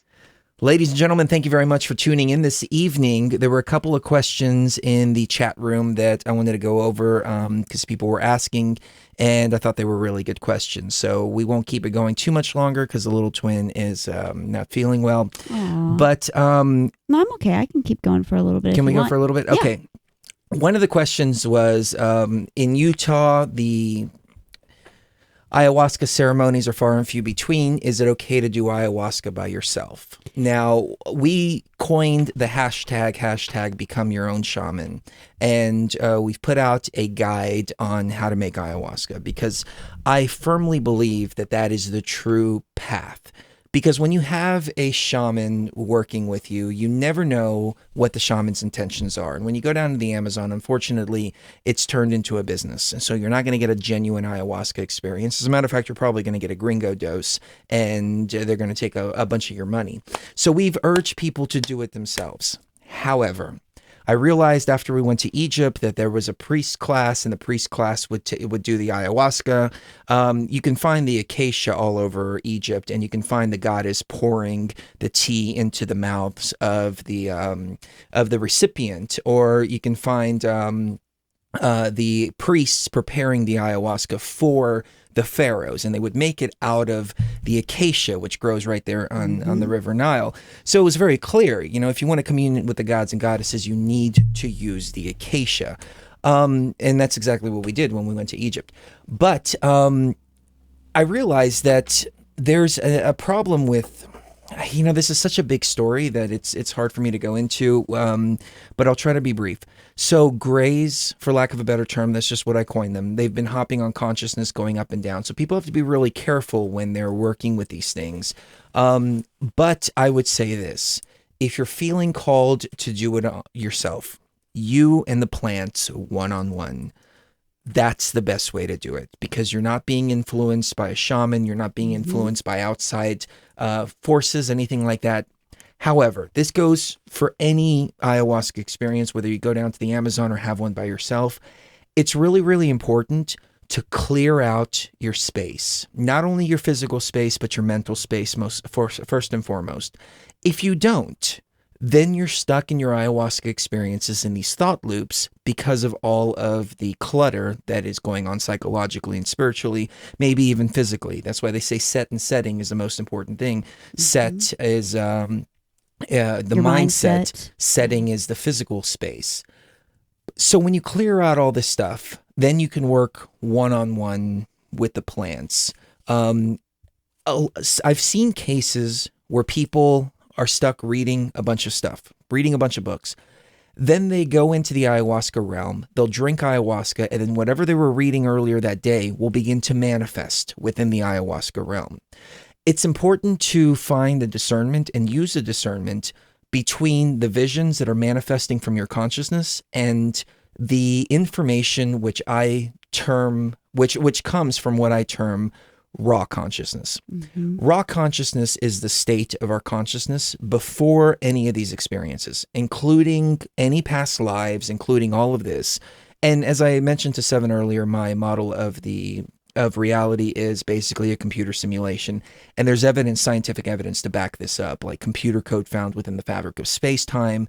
The guy's name is Claude Shannon. And the guy who's studying this is called Professor Gates. For those of you that haven't listened to the show or haven't followed the show, you may want to Google Professor Gates, computer code and string theory. It's fascinating. And then he took all this information, all the data, and he put it into a computer and spat out a graphical interface of this information.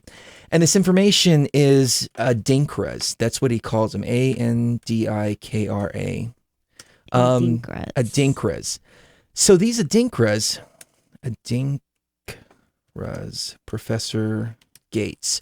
I'm going to show you a picture of what these adinkras look like. And this basically sold me on the idea that we're living inside of a computer simulation, because these adinkras here, let me pull up this image here. They look exactly like hyperspace. So now the computer's spitting out representations of hyperspace, which really helped me to connect these dots here. When you drink ayahuasca, you're going one of two places. Either you're going inside of yourself or you're going externally. When you go externally, you go deeper into the system. Right. So you're not going into yourself where you get the knowledge. When you go deeper into the system, that's where all of the archons, it's a malicious programs, things like that reside. Yeah. So a lot of the visions that you can get in the external plane can be deceptive. And a lot of times they are deceptive. And they'll send you for all kinds of loops, ego traps, messiah programming, you're the chosen one, you're this and that. I mean, it could be all kinds of places that it sends you to. However, when you go inside, you can get past all of the bullshit programming that is the identity, that is the ego, that is past lives, that is all of those experiences, and you tap down into this point of consciousness that is the raw consciousness, void of all of that. And it's difficult to get to. You're not going to get there the first time. There's a lot of deprogramming that's involved in order to get to that level, because imagine your raw consciousness is the base level, and then all of your experiences are piled up on top of that raw consciousness. So now you're trying to access a level that's so deep, but it's buried in all these different programming. So you've got to go through all your traumas, you've got to go through trials and tribulations and everything that you go to when you journey that deep. But when you can access that point and you can bring information out from that point, then you start to realize, at least in my experiences, that your experiences now will start to, what's the best way to describe it? The books that you're reading then start to confirm your experiences. You have the experiences first, then you find them in books, in ancient books. It's very synchronistic. But if it's the other way around, then you're manifesting that within your experiences. So it's an artificial synchronicity. It's an artificial synchronicity. You're manifesting it, and sometimes it's just flat out wrong. So like the entire journey, I mean, even today, just now, we came back from Egypt. We were talking about how the Temple of Hatshepsut was a recharging station. We talked about this back in, I don't know, May or no, when did we get back? June. So we talked about this. We talked about how we found a positive and a negative symbol there in this one area, and how we felt recharged, and even the phenomenon of our cell phones and our little Bose speaker. We had a little portable Bose speaker. We played our music for 4 hours in the temple. And after we turned it off, the thing said battery 100%, which is not supposed to do after playing it for 4 hours. We looked at the cell phone. It was charged 100%, even though we had been playing music from the cell phone and the speaker for 4 hours. We're like, this is a recharging station. Right. 7 tonight talks about how the halls of Vimenti were for the purpose of recharging. Now, on a personal level, that made that so much more powerful because we experienced it first.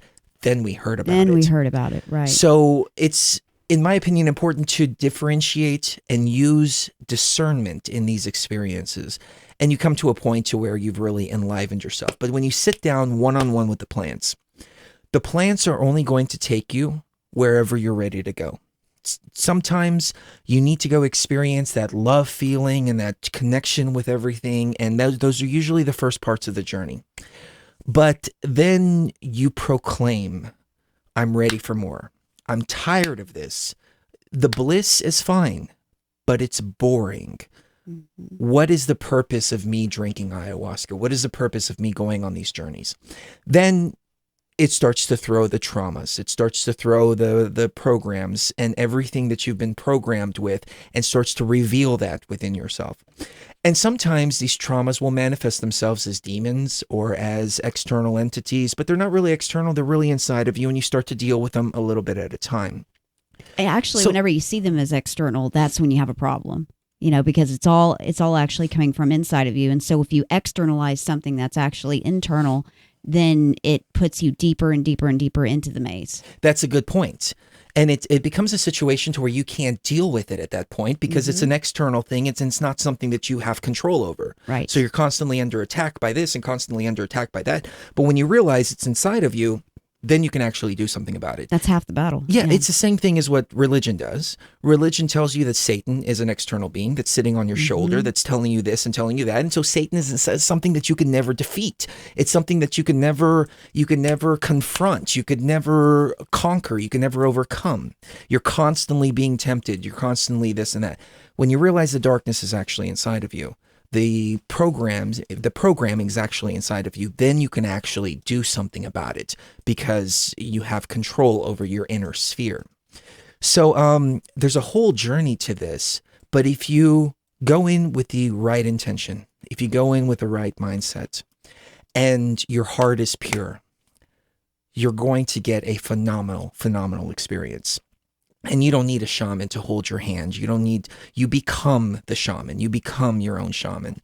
But there's a discipline to it, and it's not for everybody. Where before I used to say it was for everybody, but I realize it's not for everybody. Some people need their hand held.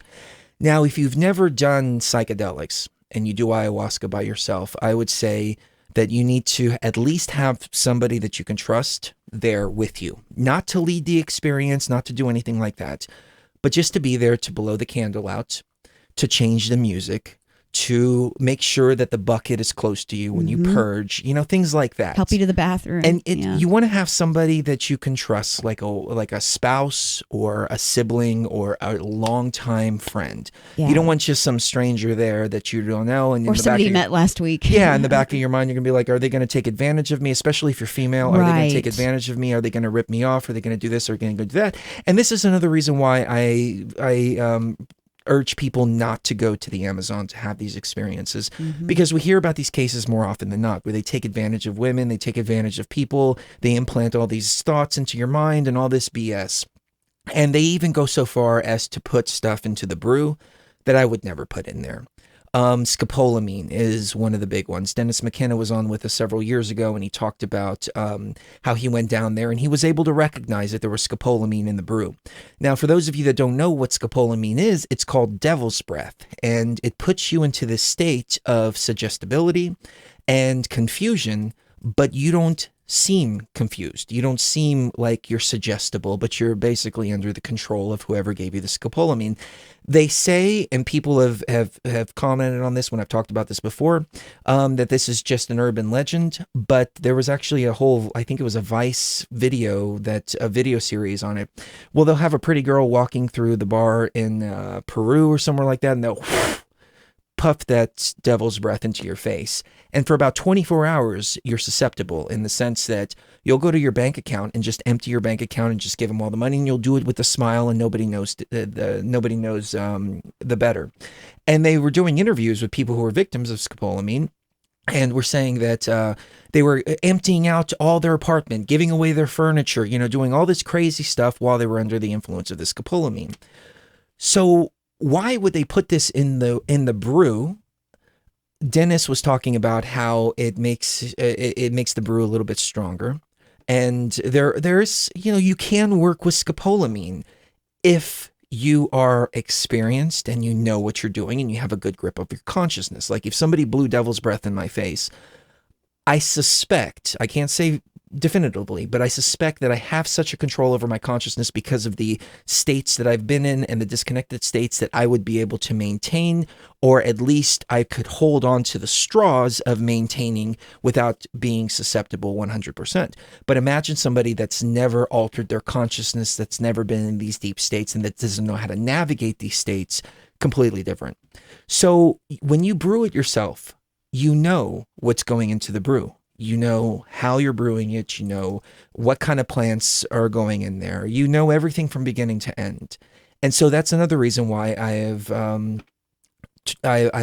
kind of discouraged people from going down there and having those experiences.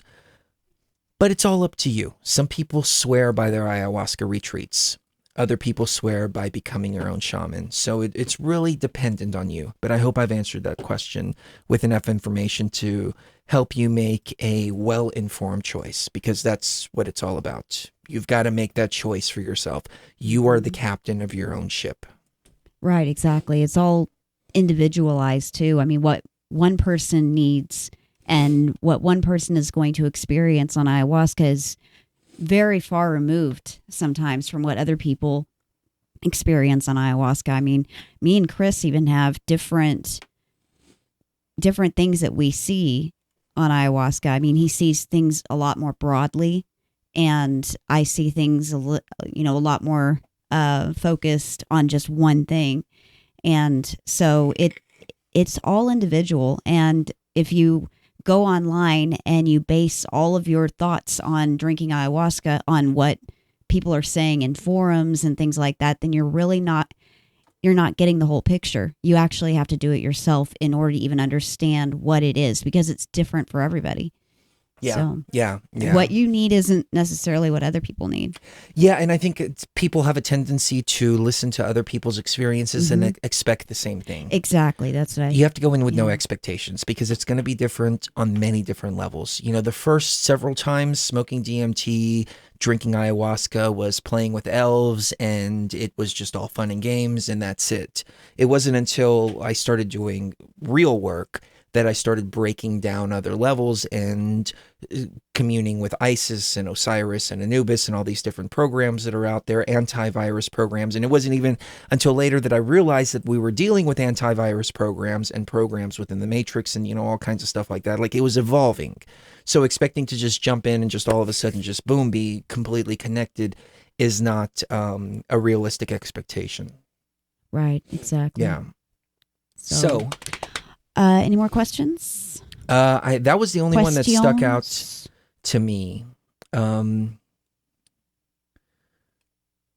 I think that's it. I think that's it. Yeah. Yeah. I mean, I'm sure there were a lot of questions flying through the chat room. Yeah. But that was the one that I just saw because the person asked a couple of times. So, yeah, I'm a little bit. I'm so glad that everybody joined us tonight. It's been a great show, and it's been such an awesome time spending time with Sevan after so long. I mean, it's been like 2-3 years since we had him on, so it was great.